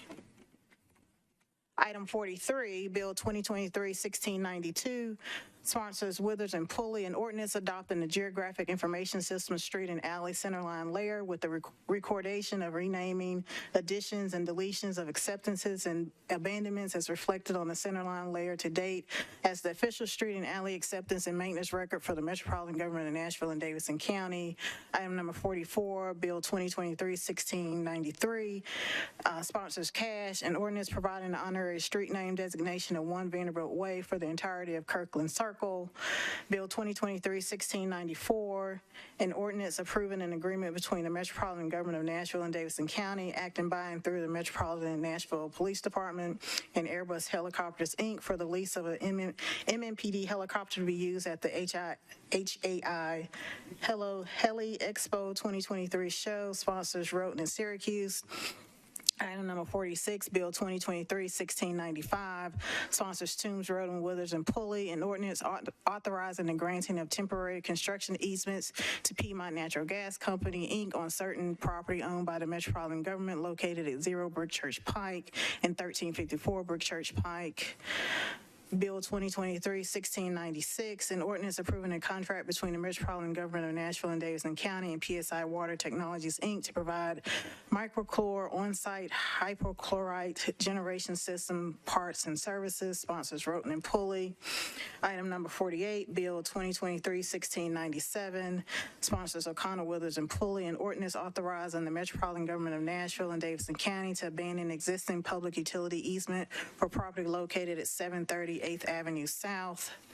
Bill 2023-1698, sponsors Withers and Pulley, an ordinance authorizing the Metropolitan Government of Nashville and Davidson County to accept new public sanitary sewer main, sanitary sewer manholes, and easements for property located at 3105 Hamilton Church Road, also known as Hamilton Church Road Sewer Extension.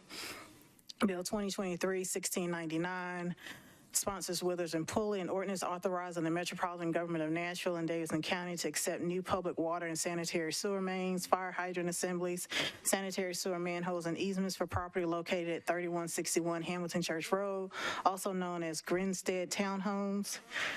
Item number 51, Bill 2023-1700, sponsors O'Connor, Withers, and Pulley, an ordinance authorizing the Metropolitan Government of Nashville and Davidson County to accept new water and sanitary sewer main, fire hydrant assembly, and sanitary sewer manhole for property located at 825 6th Avenue South, also known as Madeira Sobro Phase 1. Item number 52, Bill 2023-1701, sponsors Cash, Withers, and Pulley, an ordinance authorizing the Metropolitan Government of Nashville and Davidson County to abandon public fire hydrant assembly for property located at 1215 21st Avenue South. Item number 53, Bill 2023-1702, sponsors Parker, Withers, and Pulley, an ordinance authorizing the Metropolitan Government of Nashville and Davidson County to abandon existing public water main and easements and to accept new public water main for properties located at 1233 East Leachy Avenue and 1300 North 5th Street, also known as Starlet East Townhomes. Item number 54, Bill 2023-1703, sponsors Toombs, Withers, and Pulley, an ordinance authorizing the Metropolitan Government of Nashville and Davidson County to abandon existing water mains, fire hydrant assemblies, and easements, and to accept new public water mains, fire hydrant assemblies, sanitary sewer manhole, and easements for property located at 334 Ewing Drive, also known as Ewing Heights. Item number 55, Bill 2023-1704, sponsors Withers and Pulley, an ordinance authorizing the Metropolitan Government of Nashville and Davidson County to accept the relocation of existing public water main for property located at 1421 Rural Hill Road, also known as Novo Antioch. Item number 56, Bill 2023-1705, sponsors Withers and Pulley, an ordinance authorizing the Metropolitan Government of Nashville and Davidson County to accept new public water main and fire hydrant assembly for property located at 1631 Corporate Place.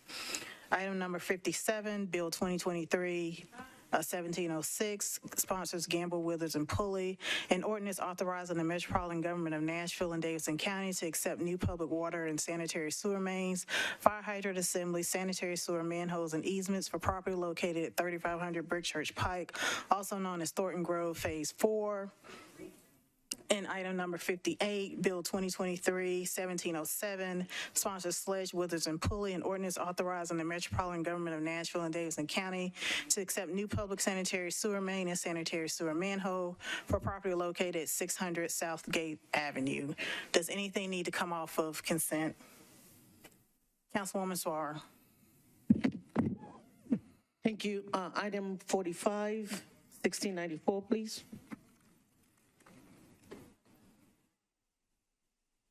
Okay.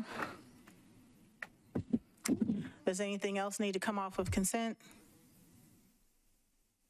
All right, committee reports. Budget and Finance, Councilman Roten. Thank you, Madam Pro Tem. 1689, we approved 15 in favor, 0 against. 1695, we approved 15 in favor, 0 against. 1696, 15 in favor, 0 against.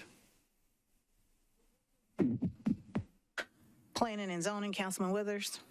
Thank you, Madam Pro Tem. Planning and Zoning met and considered ordinances BL 2023-1692, 1695, 1697, 1698, 1699, 1700, 1701, 1702, 1703, 1704, 05, 06, and 07, and we recommended each of those 10 in favor, 0 against, 0 abstentions.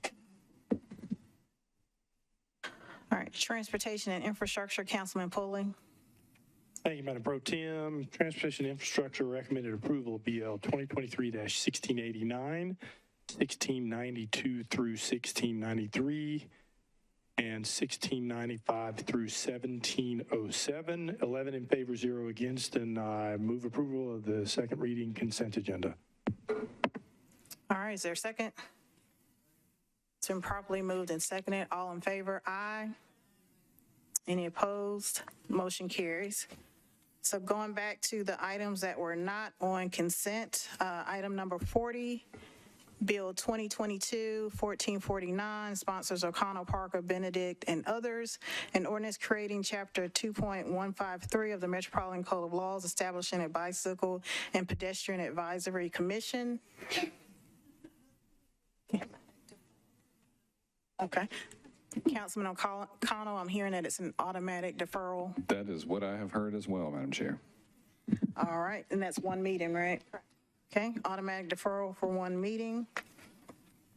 The only other item is item number 45, all right? 42. Oh, 42, sorry. Item number 42, Bill 2023-1690, sponsors Syracuse, Roten, and Pulley, an ordinance amending the Metropolitan Code of Laws to establish a stormwater capacity fee. Councilman Syracuse. Thank you, Pro Tem. Committee reports, please. Councilman Roten. Like deja vu, I've already given this, but the amendment was approved 15 in favor, 0 against, and the bill was approved 15 in favor, 0 against. Back to you, Councilman Syracuse. Thank you. I'll move approval with brief comment. All right, is there a second? It's been properly moved and seconded. Back to you, Councilman Syracuse. Thank you, Pro Tem. So this is an effort that has been underway for about 3 years now. This is kind of a game-changing private-public partnership between the development community and Metro Water. So as we all know, and we've heard probably in projects in our district, it takes a long time sometimes for Metro Stormwater to review projects. So this is a win-win for both sides. Because as we know, when you develop on your piece of property, you have to improve that infrastructure on that piece of property. But from the public engineer perspective, they have to look at the whole system, how it connects to it, and plan for future improvements to ensure that that downstream infrastructure is capable of handling the additional load to it. So the development community gets a win out of this because they asked, charge me a fee, just like we do a Metro water capacity fee, charge me a stormwater capacity fee. It shortens the length of time that Metro has to review a project. It moves a lot quicker, and then we have a pool of money to proactively start identifying and addressing these downstream infrastructure needs. So I ask for your approval. Thank you. And Councilman Syracuse, are you moving your amendment? Yes, Councilman Pulley. Didn't want to interrupt that eloquent speech by Councilman Syracuse, but would you like the committee report from Transportation? Yes, I would. Transportation recommended approval of the proposed amendment, 11 in favor, 0 against, and then recommended approval of the bill as amended, 11 in favor, 0 against. Thank you. Thank you, Councilman Pulley. Councilman Syracuse, do you want to move your amendment? And I do apologize. Yes, I want to move the amendment with a brief comment to explain it. Sorry. I was speaking on the whole bill. My bad. All right, it's been properly moved and seconded. Councilman Syracuse? This is kind of a housekeeping amendment. It adds some whereas clauses that brings clarity better between the development community and Metro about how this works procedurally. So it just updates some whereas clauses. All right, we are on the amendment. Is there any discussion? I don't see anyone in the queue. All those in favor, aye. Aye. Opposed, no. Any abstentions? Motion carries. Councilman Syracuse, we're back on your bill as amended. Thank you. Move as amended, and I won't give a speech this time. Thank you. Seeing no one in the queue, all those in favor, aye. Opposed, no. Any abstentions? Motion carries. All right, item number 45, Bill 2023-1694, sponsors Roten and Syracuse, an ordinance approving an agreement between the Metropolitan Government of Nashville and Davidson County, acting by and through the Metropolitan Nashville Police Department and Airbus Helicopters, Inc., for the lease of an MMPD helicopter to be used at the HAI Heli Expo 2023 show. Councilman Roten. I will do my first committee report. Budget and Finance approved this, 15 in favor, 0 against. And Councilman Syracuse. Thank you. Health and Safety. Public Health and Safety considered Bill 2023-1694, recommended approval, 6 in favor, 0 against. Back to you, Councilman Roten, for a motion. thank you, Madam Pro Tem. I would move approval, and I would defer any questions to our learned counsel or the administration. All right, it's been properly moved and seconded. Councilwoman Suara for discussion. Thank you, Chair. I just have a couple of questions, but you can roll it into one. I wanted to know how long the expo is, and I wanted to know, does that expose us in any way? Because, I mean, we spent money to buy those 2 helicopters because the ones that we had were old, and now that we have them, can we afford to leave them on use for how long? So just curious about that. All right, going over to the administration. Thank you, Councilmember. The expo is a 5-day long period. As part of the agreement, Airbus had to agree to provide 2 insurance policies in the amount of $10 million and $7 million, respectively, for all liabilities. You'll recall that the acquisition was approved by this body. There was a fairly dramatic demonstration out on the front lawn with one of these helicopters. The agreement with Airbus, they just need it for demonstration at this expo that's being held down in Atlanta. For every flight hour that it takes to get there, we're going to be paid $1,200, and then $1,200 per additional day that the helicopter just sits in this expo center. They're feeding, housing the 2 employees that will fly it down there, and then we get those that monetary credit because we do rely on Airbus for parts, equipment, and service and so forth, and so we trade it out that way. It's a advantage for the police department, and they heartily recommend it. And so the police department felt like in those 5 days, we would not be in need of that helicopter. That is true. If, in fact, there was a need for the helicopter, it could be here in about 40 minutes. 40 minutes? I think so. It moves fairly rapidly. That's a lot. But we have another one? I'm just thinking about an emergency, and I remember the conversation before we approved it on the need for it, and it saves life and what we can do with it. And so now that we have it, I just want assurance that in those 5 days, we're not leaving something for, the money is great, don't get me wrong, but I'm thinking about the life and the people and what we needed it for our citizens. It can be rapidly deployed to return back to Nashville in the event of an emergency. Thank you. All right, seeing no one else in the queue, Councilman Roten. I renew my motion.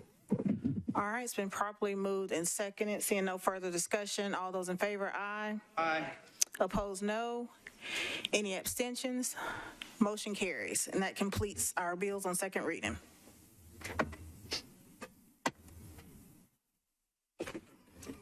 Get yourself some king cake. Okay.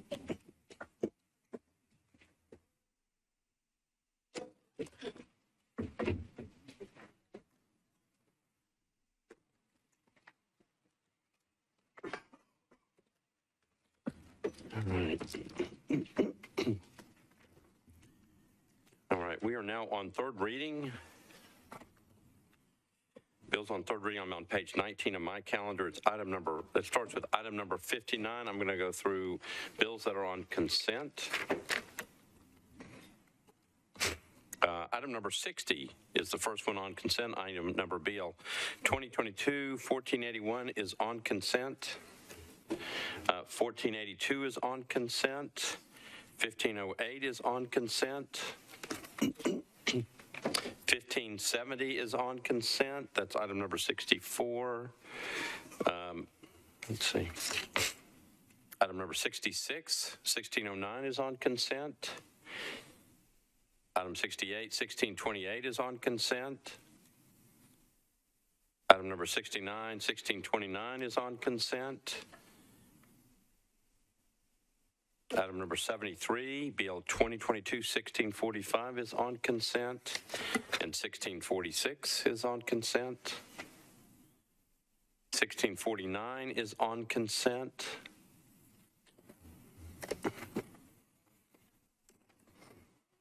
Yeah, that was 1662 is on consent. 1663 is on consent. out. 1664 is on consent. 1665 is on consent. 1666 is on consent. 1667 on consent. 1668 on consent. 1670, item number 86, 1670 is on consent. 1671 is on consent. 1672 is on consent. 1673 is on consent. 1674 is on consent. 1675 on consent. 1676 on consent. 1677 on consent. Item number 94, 1678 is on consent. 1679 on consent. 1680 is on consent. 1681 is on consent. 1683, item number 98 is on consent. 1684 is on consent. 1685 on consent. 1686 on consent. And 1687 is on consent.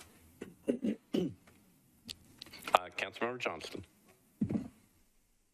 Number 77 wasn't listed, 1661 wasn't listed on consent, but it looks like a companion bill to something, so I'm wondering if that should also be on consent. Yeah, we were looking at that. I was looking at that when I went through it. Do you have any idea?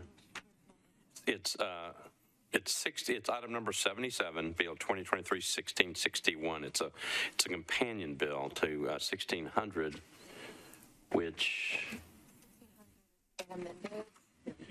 Okay, so that's why I pulled it off. All right, so Bill, it's 1600, which is the companion bill. It's item number 65. Oh, and it's not on consent. It's not on consent, Okay, so they gotcha, just sorry. pulled them both. That's okay.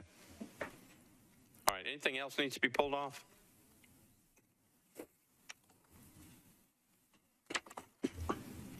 All right. All right, here we go. Item number 60, Bill 2022-1481 by Councilmember Toombs, ordinance to amend Title 17 by amending a specific plan on various properties located southeast of Buena Vista Pike, intersection of Buena Vista Pike and Cliff Drive. Item number 61, that's the companion bill, Bill 2022-1482 by Councilmember Toombs, ordinance to authorize building material restriction requirements for Bill 2022-1481, proposed specific plan zoning district. The proposed ordinance requires certain materials to be restricted in the construction of buildings. Item number number 62, BL 2022-1508 by Councilmember Toombs. It's an ordinance amending section 17.08.030, 17.16.030, 17.16.160 of the Metropolitan Code zoning regulations to change the multifamily use in the IWD industrial warehouse distribution and IR industrial restrictive zoning districts from being permitted with conditions to requiring a special exception. Item number 64, BL 2022-1570 by Councilmember Taylor and Withers. It's an ordinance to amend Title 17 by changing from RM20 to SV zoning for a portion of property located at 3138 and property at 3140 Parthenon Avenue. It's approximately 119 feet east of Oman Street. Item number 66, BL 2022-1609 by Councilmember Parker. Ordinance to amend Title 17 by change from MULA to SP zoning for property located at 2631 and 2635 Gallatin Avenue, corner of Carolyn Avenue and Gallatin Pike. Item number 68, BL 2022-1628 by Councilmember Van Reese and Allen. Ordinance to amend Title 17 by changing from RS10 and RM20 ANS zoning, property located at 105 Hart Lane, approximately 390 feet east of Dickerson Pike. Item number 69, BL 2022-1629. That's the companion bill to 1570, ordinance to authorize building material restrictions requirements for BL 2022-1570, proposed specific plan zoning district. Proposed ordinance requires certain materials to be restricted in the construction of buildings. That's Taylor and Withers are the sponsors. Item number 73, BL 2022-1645 by Council members Van Reese and Allen. Ordinance to amend Title 17 by amending a specific plan district on property located at the southwest corner of Creative Way and Inspiration Boulevard, increase the allowed square footage of non-residential uses within the mixed-use development. Item number 74, BL 2022-1646 by Councilmember Hall. Ordinance to amend Title 17 by changing from RS40 to AR2A zoning for property located at Clarksville Pike, unnumbered at the southwest corner of Coles Lane and Clarksville Pike. It's 3 acres. Item number 76, BL 2023-1649 by O'Connell, Withers, and others. Ordinance to amend the GIS system street and alley center line layer for the Metropolitan Government of Nashville and Madison County by renaming Lifeway Plaza between Reverend Kelly M. Smith Way and the 12th Avenue North, 14th Avenue North intersection at Josephine Holloway Avenue. Next item is item number 78, BL 2023-1662 by Councilmember Toombs. Ordinance to amend Title 17 of the Metropolitan Code by changing from IWD to MUG ANS zoning for properties located at 240 and 250 Venture Circle. Item number 79, BL 2023-1663 by Councilmember Lee. Ordinance to amend Title 17 by changing AR2A to SP zoning for property located at 3834 Pinhook Road, approximately 390 feet west of Lakewood Village Drive. Item number 80, the companion bill, BL 2023-1664. That's the ordinance to authorize building material restrictions requirements for BL 2023-1663. Proposed specific plan zoning district. Proposed ordinance requires certain materials to be restricted in the construction of buildings. Item number 81, BL 2023-1665 by Councilmember Gamble. Ordinance to amend Title 17 by changing from R10 to SP zoning for property located at 633 West Green Lane at the southwest corner of West Green Lane and White Creek Pike. And the companion bill by Councilmember Gamble, BL 2023-1666. Ordinance to authorize building material restrictions requirements for BL 2023-1665. Proposed specific plan zoning district. Proposed ordinance requires certain materials to be restricted in the construction of buildings. BL 2023-1667 by Councilmember Toombs. Ordinance to amend Title 17 by changing from RS10 to RM15 ANS for property located at 1918 South Hamilton Road, southeast corner of River Drive and South Hamilton Road. BL 2023-1668 by Councilmember Roberts. An ordinance to amend Title 17 by changing from CS to OR20A zoning for property located at 6104 Cowden Avenue, approximately 96 feet west of Marcia Avenue. Next item is item number 86, BL 2023-1670 by Councilmember Syracuse. It's an ordinance to amend Title 17 by changing from R10 to SP zoning for property located at 110 Fairway Drive, approximately 800 feet north of Lebanon Pike. Companion bill, BL 2023-1671, ordinance to authorize building material restrictions and requirements for BL 2023-1670.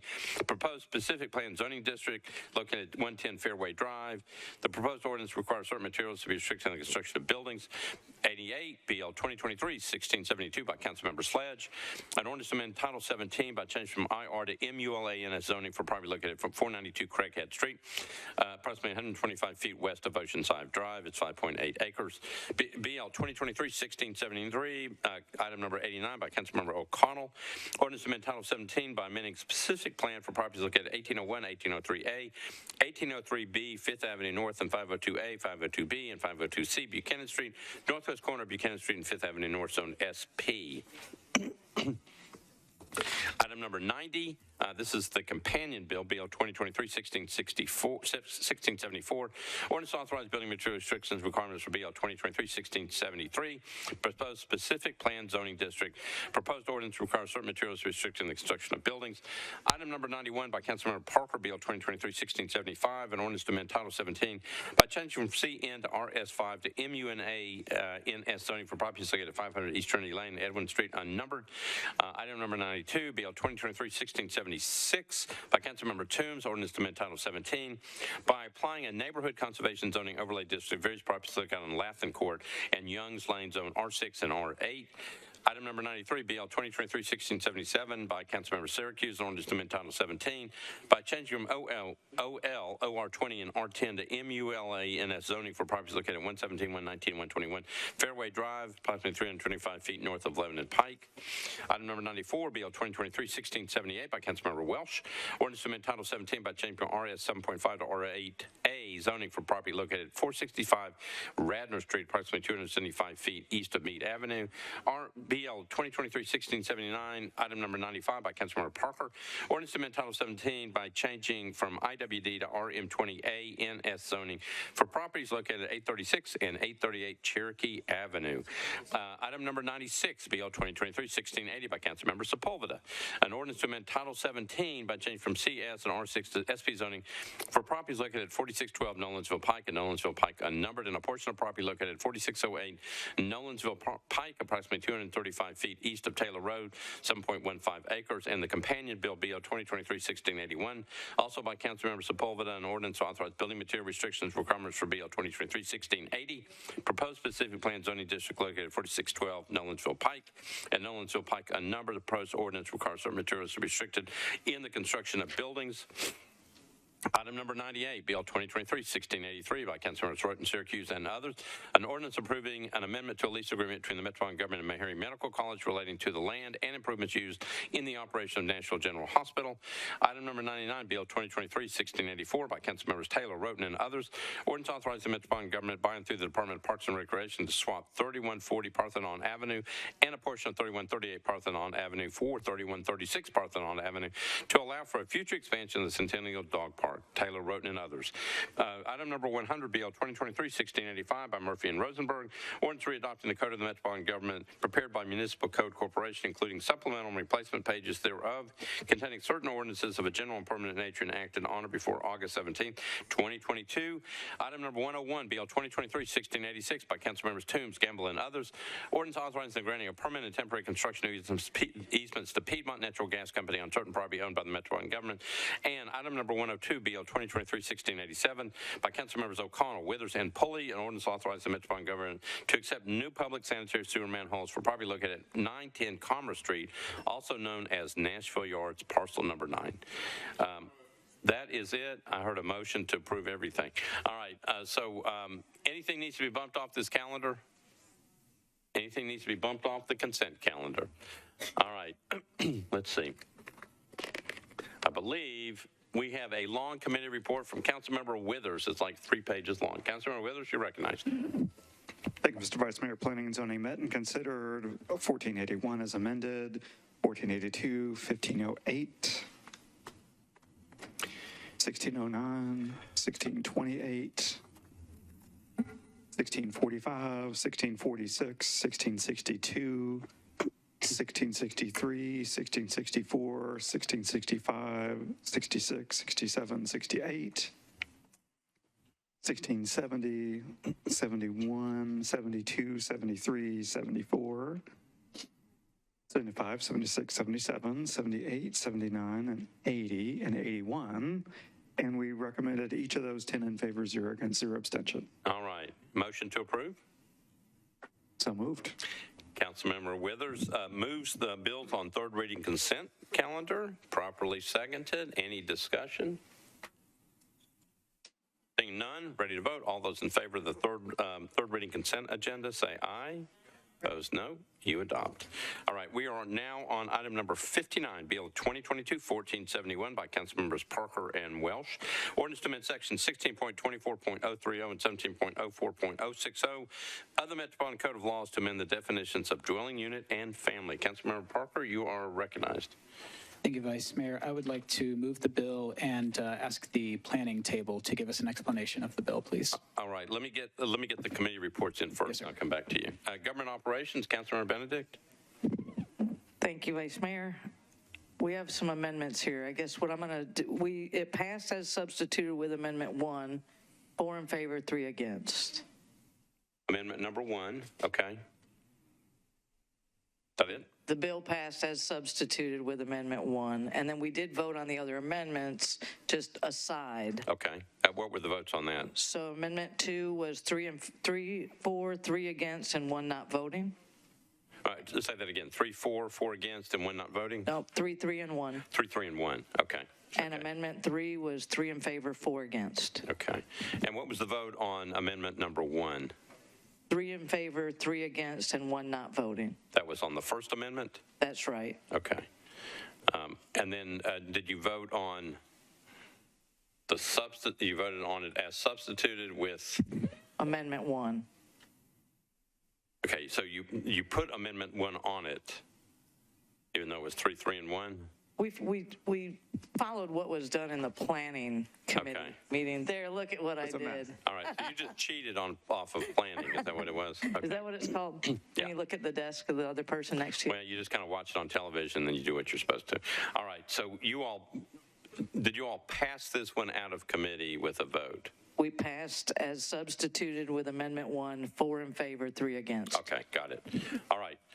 Now, Councilmember Withers, planning. I'm the one who's caused all this confusion. I apologize. So at our last meeting, we had recommendations on the amendments, but we deferred the bill rather than take a vote on it at that time. So do you need me to repeat what those past votes were on the amendments? Yeah. So at our prior meeting, Amendment 1 was recommended 8 in favor, 1 against, 0 abstentions. Okay. Amendment 2, we had 3 in favor, 5 against, and 1 abstention. Amendment 3, we had 2 in favor, 7 against, and no abstentions. Okay. So that was our prior vote. So during our committee today, we recommended the bill with Amendment 1, 7 in favor, 3 against, 1 not voting. Okay. All right. Now, Councilmember Parker, back to you. Thank you, Vice Mayor. I would like to go over to the planning table if we can for an explanation of the bill as substituted. Ms. Milligan, you're recognized. Sure. So as substituted, the bill does several things. The first thing is it changes the definition of a family. Right now, the code as currently adopted includes several categories that fall under definition of a family. Those are any number of related persons, 3 unrelated persons, a group of 8 persons that fall under the state definition of, and it's tied to ADA with house parents, and then an individual also would be considered a family. So this would modify the definition of a family to indicate that the unrelated persons that could be constituted as a family would be as amended at 5. The bill as substituted is 7. The amendment proposal is at 5. And so that would increase the number of unrelated individuals that would be considered a family from 3 to 5 per Amendment 1. It also specifies that grouping can include a combination of related and unrelated persons. We've had conversations and there have been questions related to if a married couple could have a roommate under the current code, even though they are only 3 individuals, that would not be allowed because a married couple is a family, so you could not add an additional person. And so this would make that maximum number it could be a combination of related and unrelated, so we get sort of past that that roadblock there.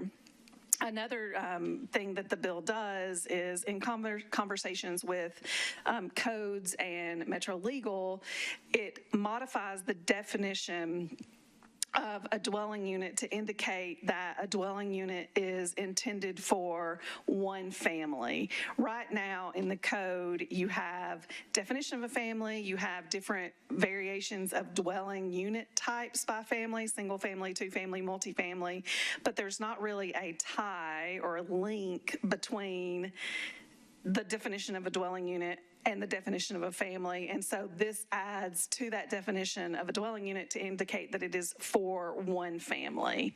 And so that was something that we worked on with the Metro Legal.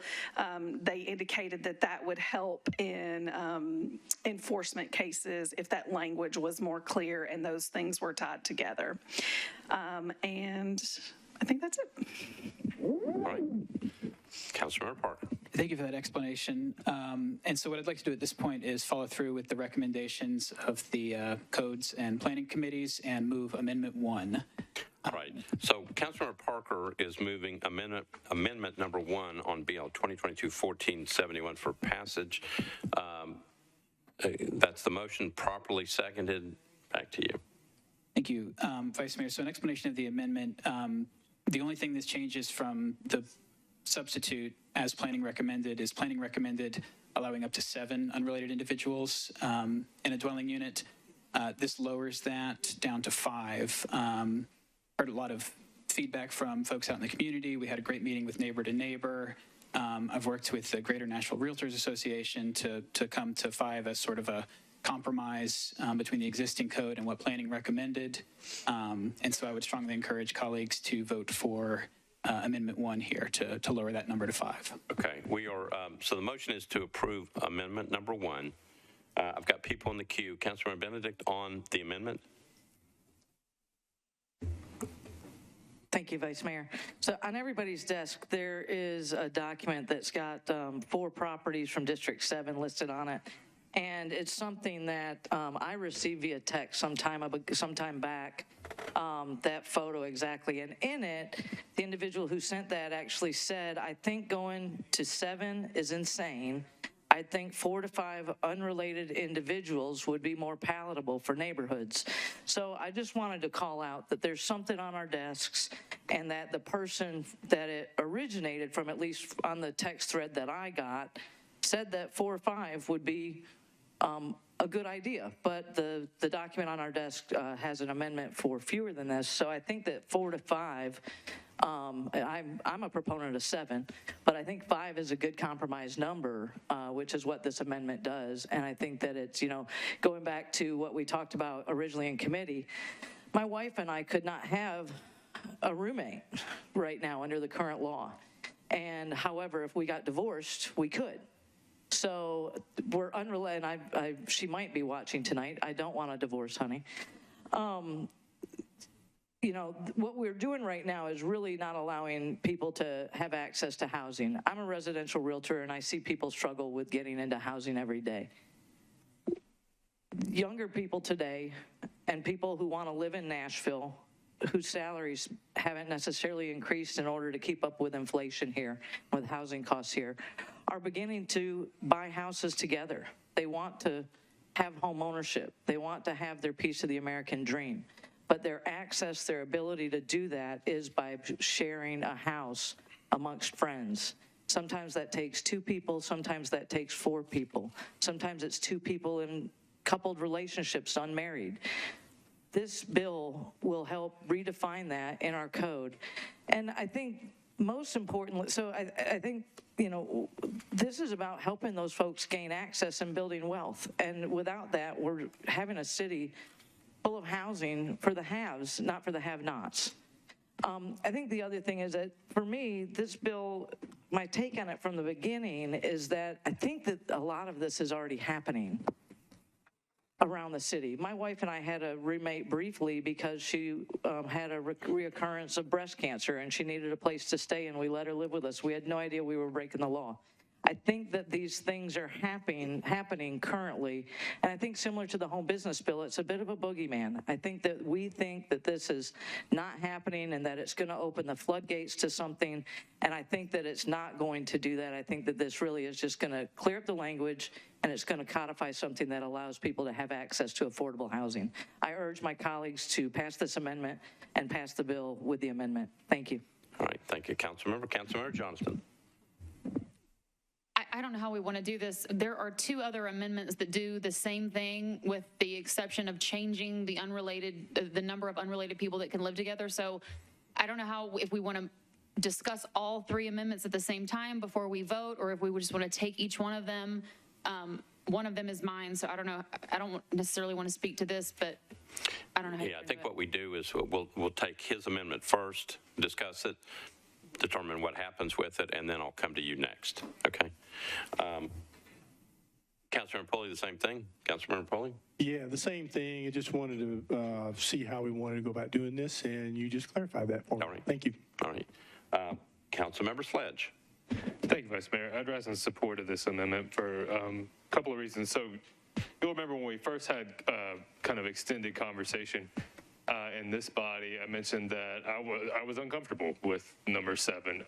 We have a lot of HPRs in District 17, and my concern was we opened it to 7, that the incentive, basically the market incentive, would be to max out both sides of HPRs, where essentially you had real infrastructure stresses where maybe the zoning was intended for 3 to 4 households or 3 to 4 family members and not 14 a lot. I think 5 is a good compromise. I represent a district that has the 5th highest number of renters per district in the county. So to previous speakers' points about this already happening, it's absolutely happening. Like, I can walk down the street and I know where 5 people are living in a single family house. That's not creating the stress on our system, but if we create a market incentive like we would have with the 7, then yeah, it absolutely would have stressed it. I do think 5 is a good compromise. I think we're pretty much all in agreement on the family definitions that need to change. And I will emphasize that I prefer this amendment over other ones that are in the packet because I do think it's a good compromise. I do think it addresses what's already going on. I think we do have 5-member households that are living and thriving today, and we can continue to do that. And that we do need to acknowledge that in some instances where there are 3 and 4 bedroom places being built, if there is a need and a desire to have 5 unrelated persons there, there's not that stress on the system where we would have had from the previous legislation. So again, I support this amendment, and I ask colleagues to do the same. Thank you, Vice Mayor. All right, thank you. Councilmember Young, recognized. Previous question. Councilmember Young has called the previous question. Remember, we're on discussion about amendment number 1. Voting on the previous question, though, all in favor of voting on the previous question, say aye. Aye. Opposed, no. Previous question prevails. We are on amendment number 1. Okay, we'll try it by voice vote first. We are voting on Councilmember Parker's amendment. It's amendment number 1. All those in favor of amendment number 1 say aye. Vice Mayor. I'll vote on this. Yeah. All right, Mr. Clerk.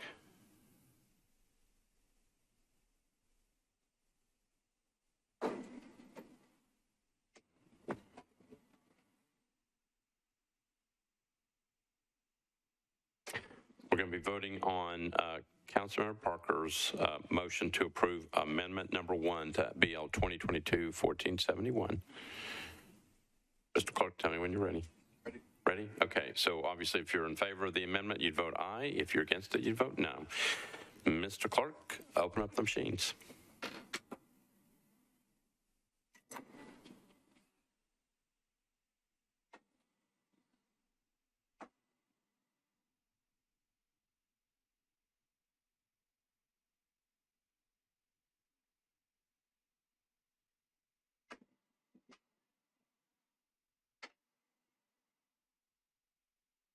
Oh, Councilmember Swope? Oh, that's on purpose. All right, Slade.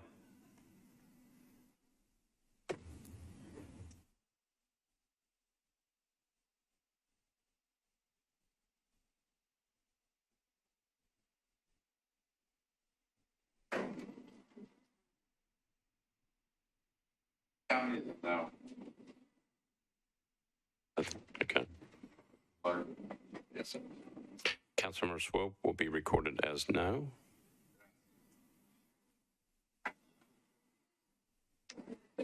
All votes are in. Mr. Clerk, close machines, take the vote. This is on amendment number 1. Ayes 20, noes 16. I got Councilmember Swope's in there somewhere. No 16 and 0 abstentions. The amendment passes. All right. So, all right, we are now on, we're still on BL 2022-1471. It's now amended with amendment number 1. So there is an amendment number 2. It's Councilmember Johnston. I'm going to recognize her. Councilmember Johnston, you're recognized. Thank you, Vice Mayor. So I have grave concerns about raising the number to any number, really. And I think that the vast majority of the people that have reached out to us via email feel the same way. I counted. I have 168 emails in my inbox from directly to me or to the entire council. Only 12 of those are in favor out of 186. 12 are in favor. That's 6%. I think we've talked about this in multiple committees, and we continue to get sort of conflicting information. Government ops was actually really eye-opening with Mr. Dodd today. I don't know that this solves anything, but it has the potential to create a lot of very serious problems for our neighborhoods, our neighborhood streets, our infrastructure. We have no way, Director Hall has already said it's really hard to enforce what's already on the books. And so to increase that number, I feel like we're sort of getting into that same cycle that happened with Airbnbs, where we expanded something and it really got out of control, and we had a massive negative impact from that because we don't have the infrastructure in place to enforce really anything at this moment, whether you're related, unrelated, any of it. What is enforced, I have got no idea. And I asked the question today, how are you going to enforce it, and didn't get an answer. They don't really have a way of enforcing that. And so I think before the other things that all these amendments do, which is related and unrelated are allowed to live with each other, and we're clarifying one dwelling unit. Nobody has a problem with that. All these amendments do that. My preference would be to hold back and not increase the number, leave it at 3, so we can put our infrastructure in place. When we see all the problems with our development now is because we don't have the infrastructure to support the development no matter what it is. We don't have the infrastructure to support the expansion of this number at this moment. The potential for harm to our neighbors, to the quality of life, is vast. This is the only tool that we have. Yes, it is happening. We know that. 100% it's happening for a multitude of reasons. If you're not causing a problem, you're not causing a problem. But if you are causing a problem, this is the only tool. And what we're doing is we're putting those homes into compliance, where we're removing the only tool that we have to protect the neighbors around them and the quality of life of the neighborhoods around them. What's appropriate in my district is not necessarily what's appropriate in District 16, District 19, District 1, District 35. We're all very, very different. And yet this is blanket policy across the entire county. It makes no sense. My needs are very, very different from Council Lady Porterfield's, Councilman Young. Why are we have so many questions and very few answers. And in fact, the more information that we get, the more questions we actually have about how to properly effectuate this and protect our neighborhoods and protect the people that we're supposed to be representing. Why would we do this when we know that we are not ready? Every single committee meeting that we have had, every discussion, people are looking around at each other because we get new information or it's conflicting information, and yet questions still remain. We are just not ready for this. Will we be? I hope so, because I do think that it's appropriate at some point in the future to expand this number, but right now we are just not ready for it. Let's update what we know and what we all agree to, which is related and unrelated. Let's clarify one dwelling unit. But let's really work on making sure that when we expand this, that we're doing it in a responsible way. Because as we saw with the Airbnb legislation, multiple legislation, it can get away from you pretty quick, and it's really hard to roll it back. let's please walk gingerly with this, and I hope that you will agree with me and support my amendment that keeps this number at 3. All right, so what we've got is Councilmember Johnston moving her amendment number 2, properly seconded. I've got people in the queue. Councilmember Pulley on this? Okay. Councilmember Benedict on amendment number 2. Oh, hold on.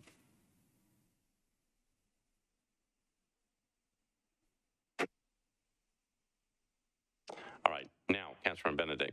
Previous question? Previous question. All right, so Councilmember Porterfield, for what purpose that motion takes precedence?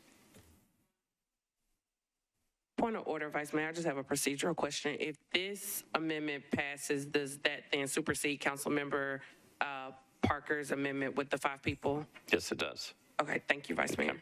All right. So Councilmember Benedict has called the previous question. We're on the previous question, not the amendment. All those in favor of the previous question say aye. Aye. Opposed, no. Previous question prevails. All right. We are voting on amendment number 2. Councilmember Johnston, do you want us on the board? Okay.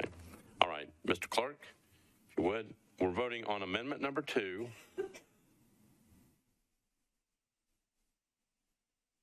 Obviously, if you're in favor of Councilmember Johnston's amendment, you'd vote aye. If you're opposed, you'd vote no.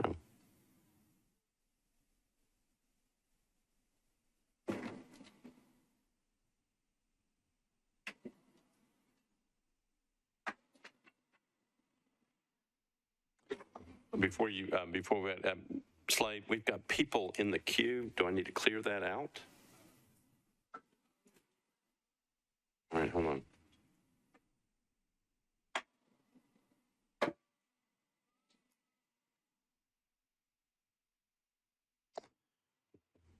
Hold on. Not yet.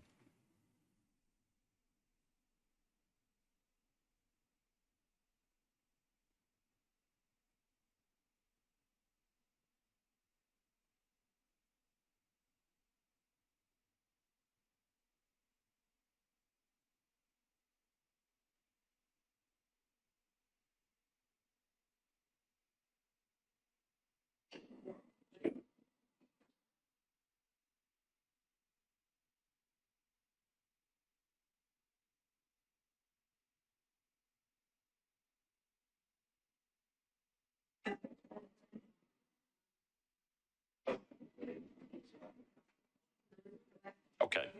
All right, Mr. Clerk, open the machines. We're voting on a motion to adopt amendment number 2.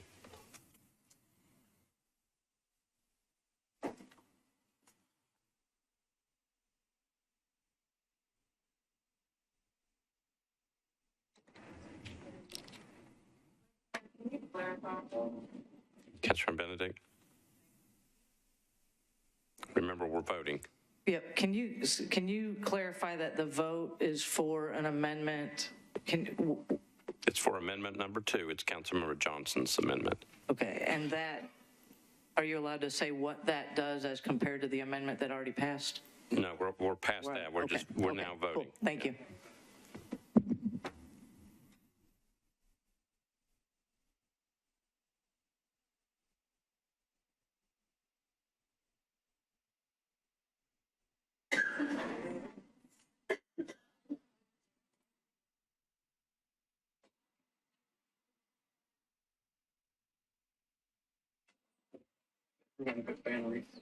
Councilor Van Rees?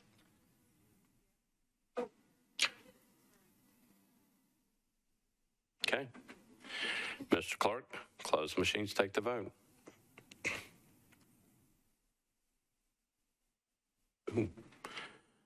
Ayes 17, noes 19, 1 abstention. The amendment fails. All right. We are now on Councilmember Pulley. Councilmember Pulley is recognized for his amendment. Thank you, Mr. Vice Mayor. First of all, I do want to, when we get into issues where we're debating and we happen to be on opposite sides, I do want to recognize the sponsors' hard work A couple of really good things, I think, came out of this with the dwelling unit redefined and family defined, and that all came as a result of Councilman Parker's hard work, so I commend him for that. I also want to state that he's been steadfast in his rationale behind this and has maintained that throughout his entire sponsorship of this bill, and I respect and commend him for doing that as well. So I just simply disagree with the number. So I offer this amendment, which is amendment number 3. I do want to urge caution to my colleagues in looking at the Planning Committee's recommendation.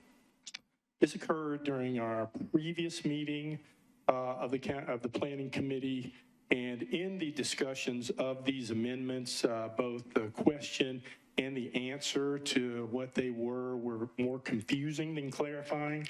And I think the chair actually acknowledged that at the meeting this afternoon. So I would just urge caution in looking at their recommendation of the 3 amendments. Mine simply does the exact same thing as the other 2, and it keeps the dwelling unit definition, it keeps the family definition. It simply changes the number from 5 to 4 to give another alternative. I have issues in my district that are different than others, and we've had these things where we've had 4 and 5 people and more in houses, and some of the issues that they cause are things that can't be fixed by enforcement. We have 5 unrelated people living in a house that have 5 unrelated vehicles and 5 sets of friends, and they create a lot of issues on the neighborhood streets, which are small in my area, where all these vehicles are parked. And I do understand the perspective about creating more housing units. Of course, when you start talking about affordability, I know that Shawnee, Kansas is really not a necessarily comparable city, but what I would offer up is that recently they reduced their number to 3. And when I called the council member out there to find out why the council unanimously reduced that number, they were facing many of the issues that are brought up by not only constituents but other council members, to include developers coming in and adding more bedrooms and increasing the cost of housing stock there. So I just offer that up as another piece of information moving forward. So it looks like my time's about up. So I would move my amendment and urge you all to support that. Thank you. All right, Councilmember Pulley has moved amendment number 3, properly seconded. Now, so we had people in the queue before when I had to clear it for the purposes of voting. I'm going to go through that list first. Councilmember Mendez, you're recognized. Previous question. Okay, so Councilmember Mendez has moved the previous question on this. We're just voting on the previous question. We're not voting on the amendment yet. All those in favor of the previous question say aye. Yes. Opposed, no. No.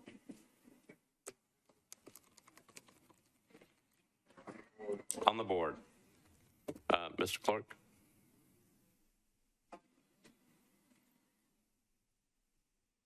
This is just on the previous question, not on the amendment, okay?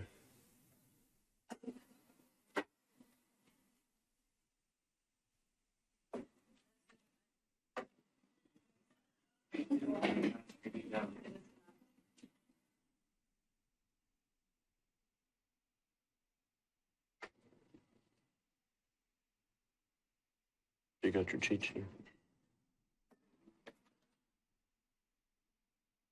Okay, good. All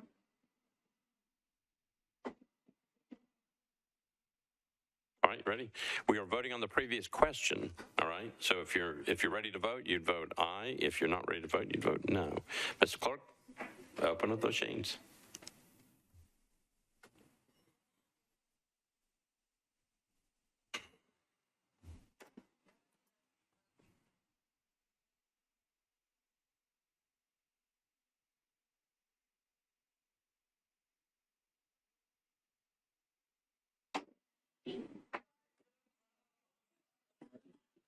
You ready?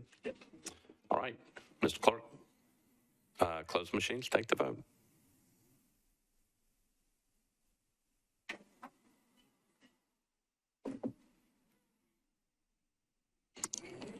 Ayes 28, noes 9. I'll double check. Yeah. Yeah. All right. The motion, the previous question prevails. We are now ready to vote on Councilmember Pulley's amendment number 3. And because we've done this with everything else, we'll go on the board. We are ready to vote. Again, Councilmember Pulley moved his amendment, amendment number 3, properly seconded. If you're in favor of it, you vote aye. If you're against it, you vote no. Mr. Clerk, tell me when you're ready.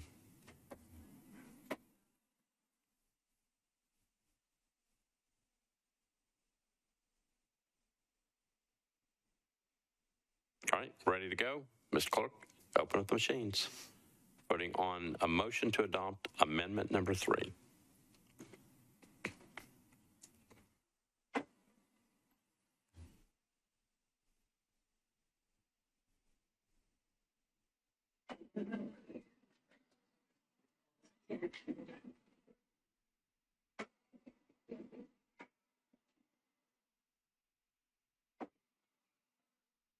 All votes are in. Mr. Clerk, close the machines, take the vote.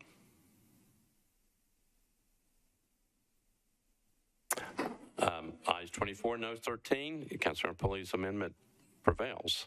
So I'll make sure I've got this with the director. That takes the place of the First Amendment. So we are now on BL 2022-1471, and it's got the Third Amendment on, which takes the place of the First Amendment. Councilmember Parker, you're recognized. Oh, sorry. There you go. All right, Councilmember Parker. Thank you, Vice Mayor. I would like to defer 2 meetings unless that is a spring break week. I'm not sure when that occurs. I mean, if you're asking whether it's spring break, we don't know. But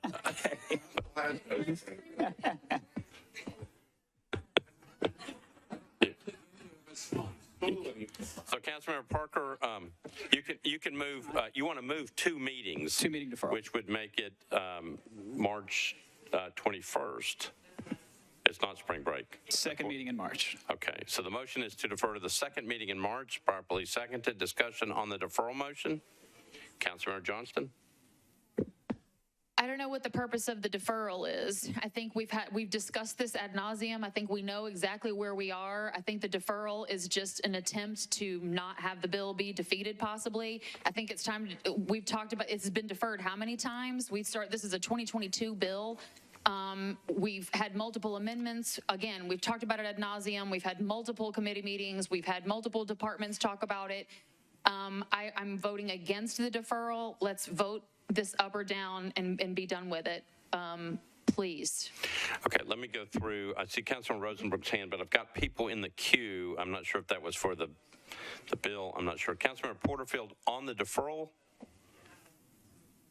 Not on the deferral? Okay. Councilmember Nash on the deferral motion?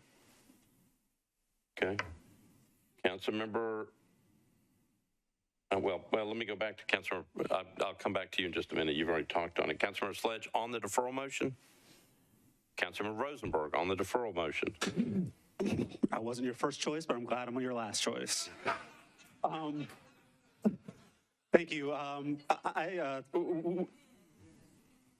I'm supporting the deferral motion. We had somebody get up earlier and say that we were moving on this too quickly. I think this is an opportunity. The bill wouldn't fail tonight. The amendment just got 24 votes. But if the sponsor wants to give us time to have another look at it and make sure everybody's comfortable with it, I support that. And there's no danger here.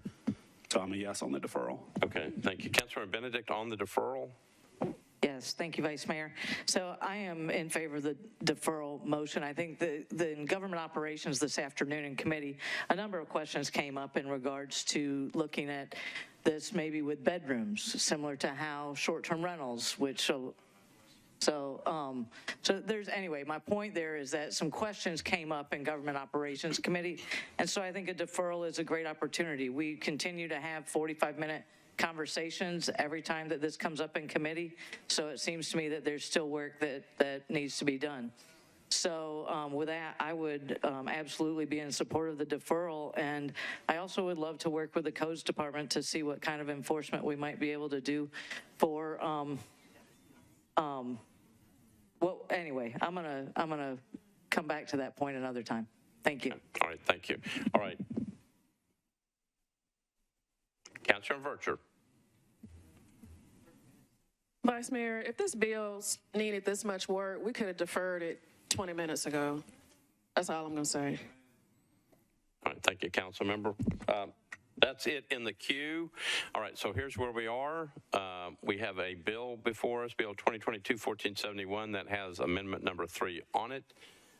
We have a motion to defer 2 meetings, which has been seconded. So we're on a deferral motion. It was a deferral motion for 2 meetings. That's what we're voting on. Let's try by voice vote. All those in favor of the deferral motion say aye. Opposed, no. I think we have to go on the board. All right, so it's a deferral motion of 2 meetings. Councilmember Parker has moved to defer this one 2 meetings.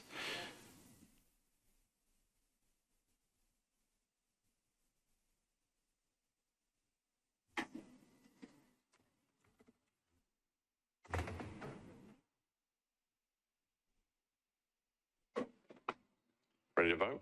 All right, Mr. Clerk, open up the machines. You're voting on a motion to defer for 2 meetings.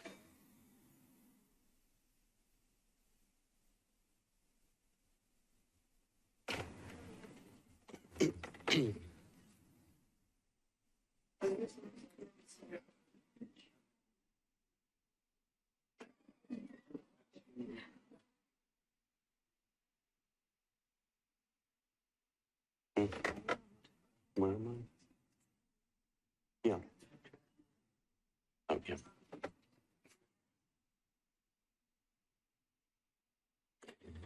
Mr. Clerk, close machines, take the vote. This is on the motion to defer. Ooh. Ayes 19, noes 18. So the deferral motion passes by 1 vote. Okay, so this one's deferred 2 meetings. All right.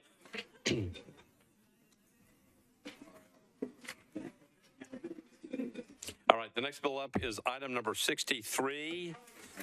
Bill 2022-1509 by Councilmember Syracuse. Ordinance amending Chapter 17.36 and 17.40 of the Metropolitan Code to create a 2-story residential overlay district. Councilmember Syracuse, you're recognized. Thank you, Vice Mayor. I have an amendment I'd like to move.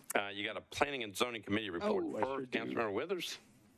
Thank you, Mr. Vice Mayor. Planning and Zoning considered the bill and the amendment. We recommended the bill as amended, 10 in favor, 0 against, 0 abstentions. All right, Councilmember Syracuse, back to you. Thank you, Vice Mayor. Now I'd like to move the amendment, please. All right, so Councilmember Syracuse is, we're on BL 2022-1509. He has an amendment. He's moving amendment number 1 to BL 2022-1509, properly seconded. Back to you for an explanation of the amendment. Thank you. This simply removes the language about accessory dwelling aspects of the bill. This makes it even less restrictive. When you look at how to apply the accessory dwelling to this, it really doesn't make sense. Again, it kind of makes more sense in the contextual overlay, but this is a separate tool, so making it even less restrictive and more applicable to our post-World War II neighborhoods. So thank you. Move approval. You've heard an explanation of the amendment. Any discussion on the amendment? All right, seeing none, we're on the amendment. All those in favor of amendment number 1 to BL 2022-1509 say aye. Opposed, no. The amendment's adopted. Councilmember Syracuse, you're on your bill as amended. Thank you, Vice Mayor. Move approval as amended. All right. Councilmember Syracuse has moved BL 2022-1509 as amended for passage on 3rd reading. Properly seconded. Any discussion? Seeing none, all those in favor of the bill as amended for passage on 3rd reading say aye. Aye. Opposed, no. Bill passes on 3rd reading. All right, we are on item number 65, BL 2022-1600 by Councilmember O'Connell.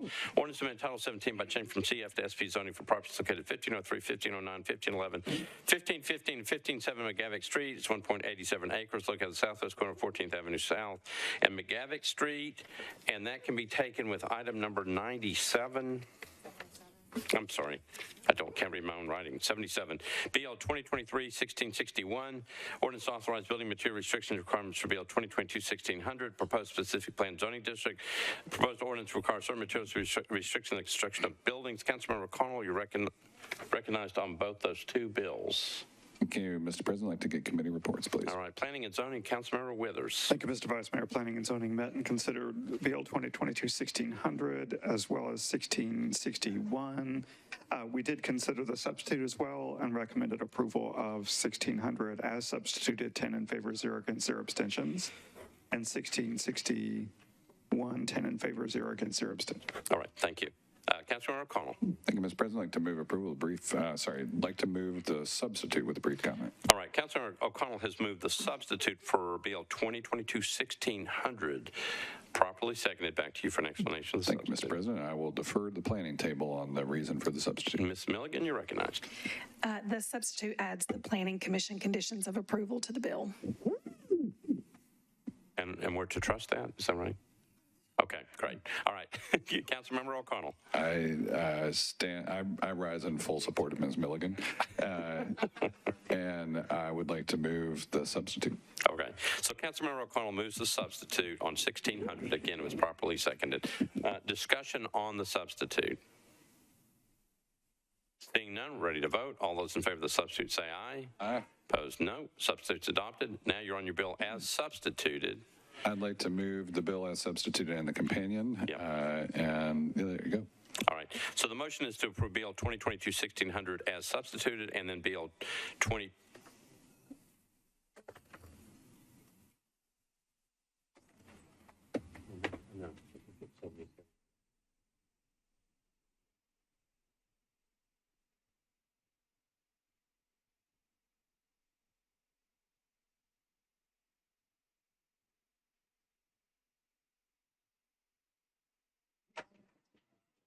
Okay. Request for any other bills we could move at this time? No, we were checking with the number.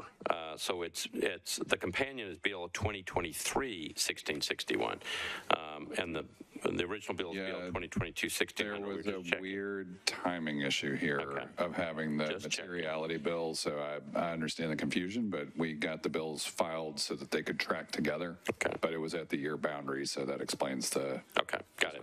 All right, so the motion is to approve BL 2022-1600 as substituted and BL 2023-1661. That's the motion, again, properly seconded. Any discussion on those two bills? Being none, ready to vote. All those in favor of the two bills say aye. Aye. Opposed, no. Both those bills pass. BL 2022-1600 is substituted and BL 2023-1661. All right, the next bill up is item number 67 by Councilmember Roberts, BL 2022-1619. It's an ordinance to amend Title 17 by changing from R6 to SV zoning for property located at 6111 Cowden Avenue, approximately 215 feet west of Marcia Avenue. It's 0.29 acres. Councilmember Roberts, this is a disapproved bill. You're recognized. Thank you, Mr. Vice Mayor. I'd like to get committee reports. Planning and Zoning, Councilmember Withers. Thank you, Mr. Vice Mayor. Planning and Zoning recommended a deferral for one meeting, 10 in favor, 0 against, 0 non-voting. All right, Councilmember Roberts, you're recognized. Thank you, Mr. Vice Mayor. I would like to defer for one meeting with a brief explanation. All right, the motion is to defer one meeting, properly seconded. Back to you. So we listened to what was important to my constituents and to this body, and they have already put in the bike racks for this. They have already planned the trees that were going to be the barrier between. The last thing is a meeting with NDOT to put in a sidewalk, and it's going to be really, really hard. But that's what I heard you all wanted me to do, so that's what we're doing. But we haven't gotten the meeting with NDOT yet. So once that's done, I'll come back next meeting and hopefully ask for your approval. All right, so the motion is to defer one meeting, properly seconded. Any questions on the deferral motion? Seeing none, all those in favor of the deferral motion say. Hold on, Councilmember Benedict, you're recognized. Thank you. My button didn't come in time. For the sponsor, would NDOT also be willing to look at a crosswalk, a lighted crosswalk or beacon or something? So there is already, so just to make sure that the employees who were parking across the street can safely get across, that also would make it better for pedestrians on that high transit corridor with WeGo? Councilmember Roberts? So I did that 5 years ago. I put in a crosswalk. Okay. Yeah. All right, thank you. Yeah. Okay. All right, any other discussion? Seeing none, we're ready to vote on the deferral motion of one meeting. All those in favor of the deferral motion say aye. Aye. Opposed, no. This one's deferred one meeting. We're on item number 70, Bill 2022-1642 by Councilmembers Hall and Toombs, an ordinance to amend Title 17 by changing from CL, CS, and RS 7.5 to MULANS and RM20 ANS zoning for properties located at 4100 Clarksville Pike, approximately 550 feet south of Kings Lane and within the Clarksville Pike at Fairview Center Urban Design Overlay District. Councilmember Hall, you're recognized. Committee reports, please. Planning and Zoning, Councilmember Withers. Thank you, Mr. Vice Mayor. Planning and Zoning recommended a one meeting deferral, 10 in favor, 0 against, 0 abstention. All right, thank you, Councilmember Hall. Meeting deferral. All right, motion is to defer one meeting, properly seconded. Any discussion? All those in favor of the one meeting deferral say aye. Aye. Opposed, no. This one's deferred one meeting. Next one is BL 2022-1643 by Councilmember Hall and Toombs. Ordinance to amend Title 17 by canceling a portion of a planned unit development overlay district for a portion of property located at 4100 Clarksville Pike, approximately 550 feet south of Kings Lane, Zone CL. Councilmember Hall, you're recognized. Committee reports. Planning and Zoning, Councilmember Withers. Planning and Zoning recommended a one meeting deferral, 10 in favor, 0 against, 0 abstentions. Councilmember Hall. Sorry about that, Vice Mayor. We should have run both of those together. Okay. But one meeting deferral, please. The motion is to defer one meeting, properly seconded. Any discussion? Seeing none, all those in favor of the deferral one meeting say aye. Opposed, no. This one's deferred one meeting. We're on BL 2022-1644 by Councilmember Syracuse. It's item number 72. This is an ordinance to amend Title 17 of the Metropolitan Code by amending a specific planned district on property located at 1908 Lebanon Pike. And Lebanon Pike unnumbered at the northeast corner of Omohundro Drive and Lebanon Pike, 5.92 acres. Councilmember Syracuse, you recognized. Thank you, Vice Mayor. Committee reports, please. Planning and Zoning, Councilmember Withers. Planning and Zoning met and we considered the bill as well as the substitute and recommended approval of the bill as substituted, 10 in favor, 0 against, 0 abstentions. All right, thank you, Councilmember Syracuse. I will move that substitute. I thought it was just an amendment. I think we've listed it as a substitute. Okay, move the substitute. All right, Councilmember Syracuse moves the substitute, properly seconded. Back to you for an explanation of whatever you've got. Sure, thank you. The substitute, I believe, is just from planning, just to apply the Planning Commission conditions to the bill.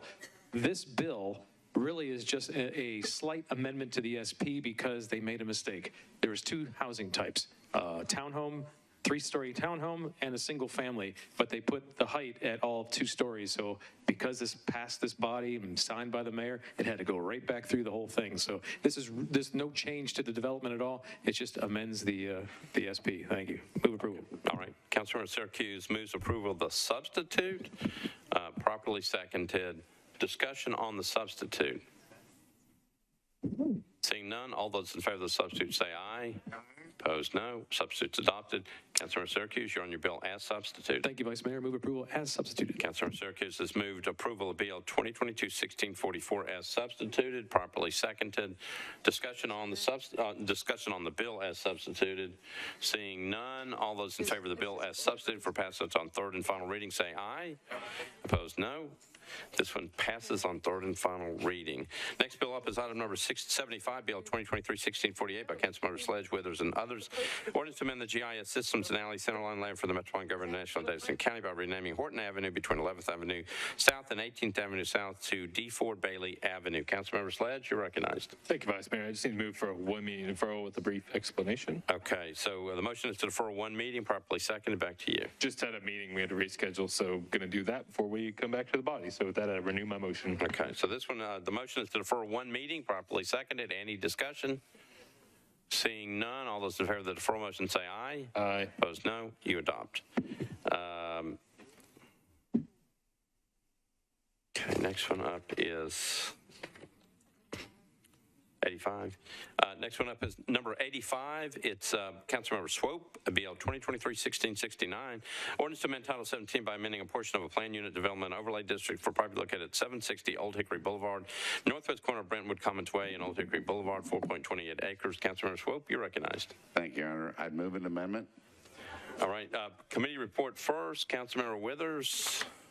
Planning and Zoning considered the amendment and recommended approval of the bill as amended, 10 in favor, 0 against, 0 abstentions. Okay. All right, Councilor Swope. I would renew my ask of moving the Amendment 1, which is a specific request of planning. It was originally meant to be part of the original legislation, but was left off. All right. So Councilmember Swope moves his amendment, which he just explained, properly seconded. Discussion on the amendment. Seeing none, all those in favor of the amendment say aye. Opposed, no. All right, the amendment's on. Councilmember Swope. I would move the bill as amended. Councilmember Swope is moving Bill 2023-1669 as amended for passage on third and final reading. Properly seconded. Any discussion on the bill? Seeing none, ready to vote. All those in favor of Bill 2023-1669 as amended for passage on third and final reading say aye. Aye. Opposed, no. Bill passes on third and final reading. Thank you, sir. And I believe the only thing we have left is item number 26, which is Councilmember Cash. RS 2023-2032 by Councilmembers Cash, Parker, and Johnston. Resolution requesting the Metropolitan Department of Codes Administration revise its landlord registration form to require a landlord to provide an acknowledgement the number of unrelated persons who may live together in a single dwelling unit. Councilmember Cash, you're recognized. Thanks. Committee reports. Government Operations, Councilmember Benedict. Thank you, Vice Mayor. This passed committee 6 in favor, 0 against. All right, Councilmember Cash, what do you want to do? All right, thanks. I'd like to move the bill, but I'd like to discuss it. Do you want to move the resolution for passage?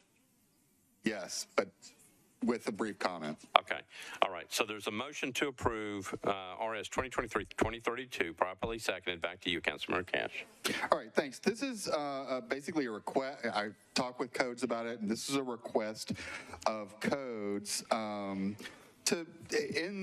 as landlords register with Metro Codes to be landlords, there's a form that they fill out, and this just basically asks Codes to add rules relating to occupancy so that landlords are aware of it. And this form does request a signature of them before they turn it in.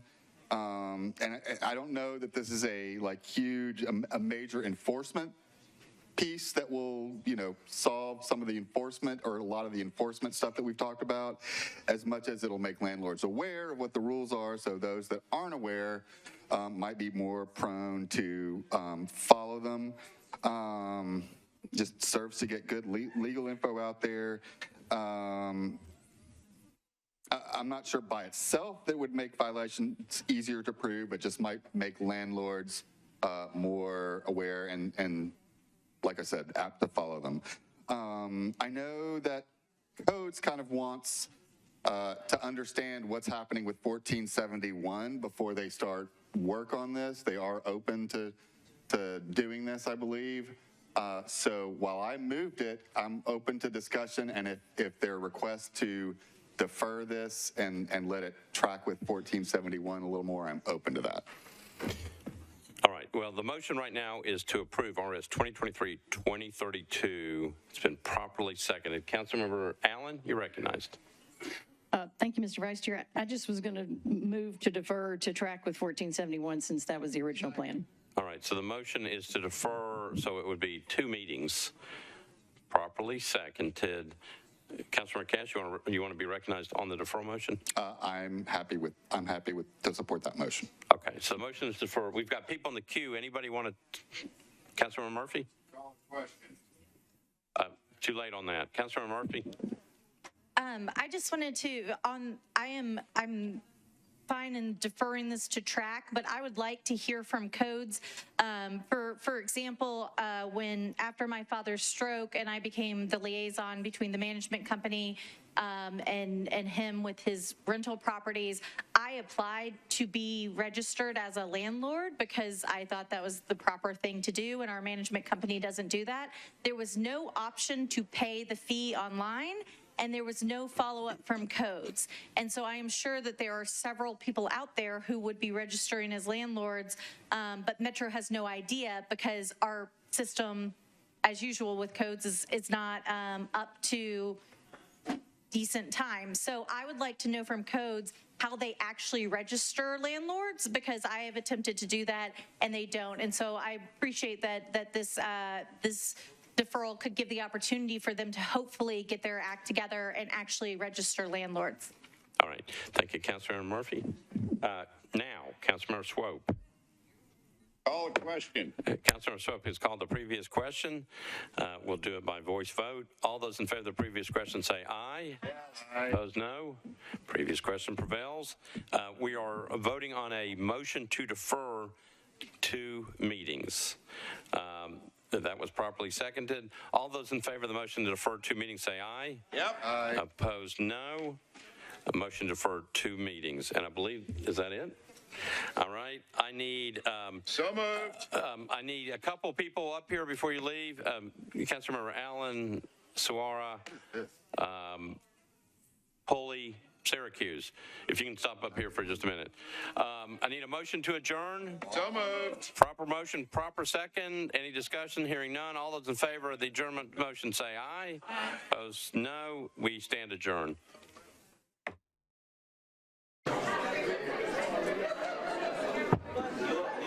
And so the council has concluded about a 3-hour and 15-minute meeting tonight. Had an agenda that was 41 pages long, contained about 102 items. It included an additional public comment period tonight, sort of early. All those were invited to come in to speak tonight. We had about 20-some-odd people speak to the council, about 2 minutes each, giving their thoughts, ideas, and comments about the upcoming Metro operating budget to be considered by the council later this spring and summer. There'll still be a public hearing during that budget process, but last year the council started a tradition, they hope, of starting this early so they can get what the public's thinking about these things, and so they brought that in now for people to talk about that.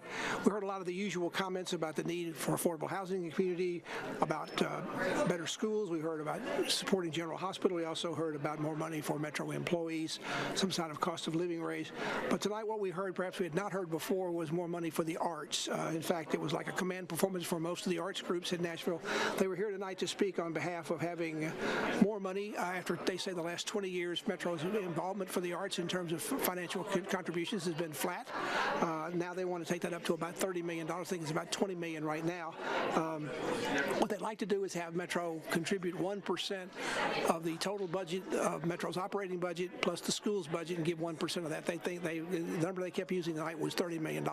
Again, the council took no action about that tonight, but they did hear it. It's something they can think about as the budget process goes forward again as we come into the spring. Council also, perhaps its highest profile vote tonight was Mayor Cooper's $478 million capital spending plan. We had a focus on renovating and building several new schools, public safety projects, including a new juvenile justice center and a new juvenile justice campus, and also the new fire department headquarters. So the council deferred that meeting, that vote on this from 2 weeks ago for further study. Large Member Bob Mendez first tried to cut $5 million out for planning for the various projects involved on the East Plant where the new Titan Stadium is going to be. Mendez opposes the stadium and said approving those funds now before the stadium is approved is just premature. Councilman Sean Parker and Emily Bennett thought the same thing. Councilman Parker, though, said that there are some monies in there for the East Bank, and he represents part of that have nothing to do directly with the stadium. He offered an amendment to the capital plan that would allow those monies to go forward, but no monies for the stadium to be spent out of the money at this point until the stadium is approved. That's what the council adopted tonight. Emily Benedict also offered an amendment to delete $1 million in funds for planning of a new Metro gun range and delete $4 million. He tried to delete also $4 million for a new barn for Metro's mounted patrol. Those were both defeated by the council. The councilmember Benedict also wanted to add almost $29 million in funds for a new branch library in Inglewood in order to fund the things she was also trying to cut. That was ultimately withdrawn because she probably saw that she did probably not have the votes for that. Council also approved several other financial things that they had also, mostly routine things, but I think they wanted to pass at the same time or not before they'd already done the capital plan. Council also appropriated about $16.8 million from the city's 4% equipment and repair fund. That's usually routine as well for approved projects, but they also amended it to include some money. The council started doing some planning to renovate the second floor of the courthouse to include more committee rooms for the council and perhaps more office space for the staff. Council also accepted a $300,000 grant from the state to provide a mental health court program. This would establish establish adult mental health court programs and treatment services for nonviolent offenders. They also, in terms of our rough winter on the roads, approved RS 2023-2025, which approved an agreement with TDOT to repair existing pavement failures and resurfacing about 6.66 miles of O'Hickory Boulevard running from the bridge over I-40 to Bell Road. Total cost estimate for that is about $717,000, and about 75% of that will be funded by TDOT, 25%, which is about $179,000, will be funded by NDOT, Nashville's Transportation Department. In the area of bike lanes, the council approved a 50-50 grant application to Bloomberg Philanthropies. The funds, $800,000 each from Metro and the state, would go for a consultant and technical assistance in finding creative solutions to deliver safer and more comfortable bike lanes. The bike lanes would be located between 12th Avenue South and 14th Avenue South, connecting to the Mulberry Hill Bike Path Project. This is a request for a grant. The grant has not been approved yet, so the council hasn't approved those projects, but they're looking to see if they can get some money from the Bloomberg Philanthropies to move forward on it. Council also approved a resolution urging the Tennessee General Assembly to pass two bills that would require certain establishments to serve alcohol maintain at least one dose of Loxolone hydrochloric nasal spray on the premises. This can help save lives in terms of an overdose of drugs. On memorializing resolutions, the council honored the life of beloved civic leader A.V. Poster, recognized Phil and Dot Ponder on their 90th birthdays, and recognized Fisk University on being named HBCQ of the Year at the Black Sports Business Symposium. On second reading, the council also approved a bill that would set up rules and regulations and fees for parklets and streeteries in Davidson County. A parklet is defined as a small gathering place occupying up to 2 parking stalls or a loading zone on a public street and treated in all respects as a public sidewalk, facilities of which are privately owned and maintained. A streetery is defined as up to 2 parking stalls or a loading zone using either an extension or a standalone sidewalk cafe connected visually to and used by the patrons of a nearby restaurant or bar service. On third reading, the council got into quite a discussion about what to do about a bill that changed the definitions of a dwelling unit and also a family under the city code. When this was the current law is you cannot have more than 3 people in a combination of married or unrelated in a dwelling at one time.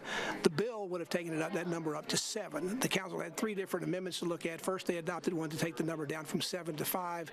Then took it down to 4. At that point, after the council had been having quite a bit of debate, the sponsor decided he wanted to take time to think about that, wanted to defer the bill on third reading for two meetings till the second meeting in March. I think he was perhaps concerned whether he had 21 votes. And tonight's on third reading. It needed 21 votes to pass, or the bill would have failed. The amendment to defer the motion to defer for 2 meetings passed only 19 to 18 tonight. So this is a measure the council is still quite split about. We'll have to see what the council decides to do when it comes back up in a little over a month. The council is now in recess until the 21st of February. We will be here at that time to revive live coverage. Until then, I'm Pat Nolan, and good night from the council chambers. Tonight's Metro Council meeting has been a public press presentation of the Metro Nashville Network.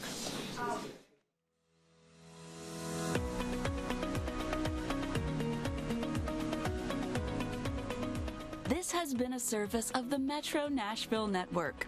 If you would like to see this presentation again, or for more information on this and other programs, visit nashville.gov.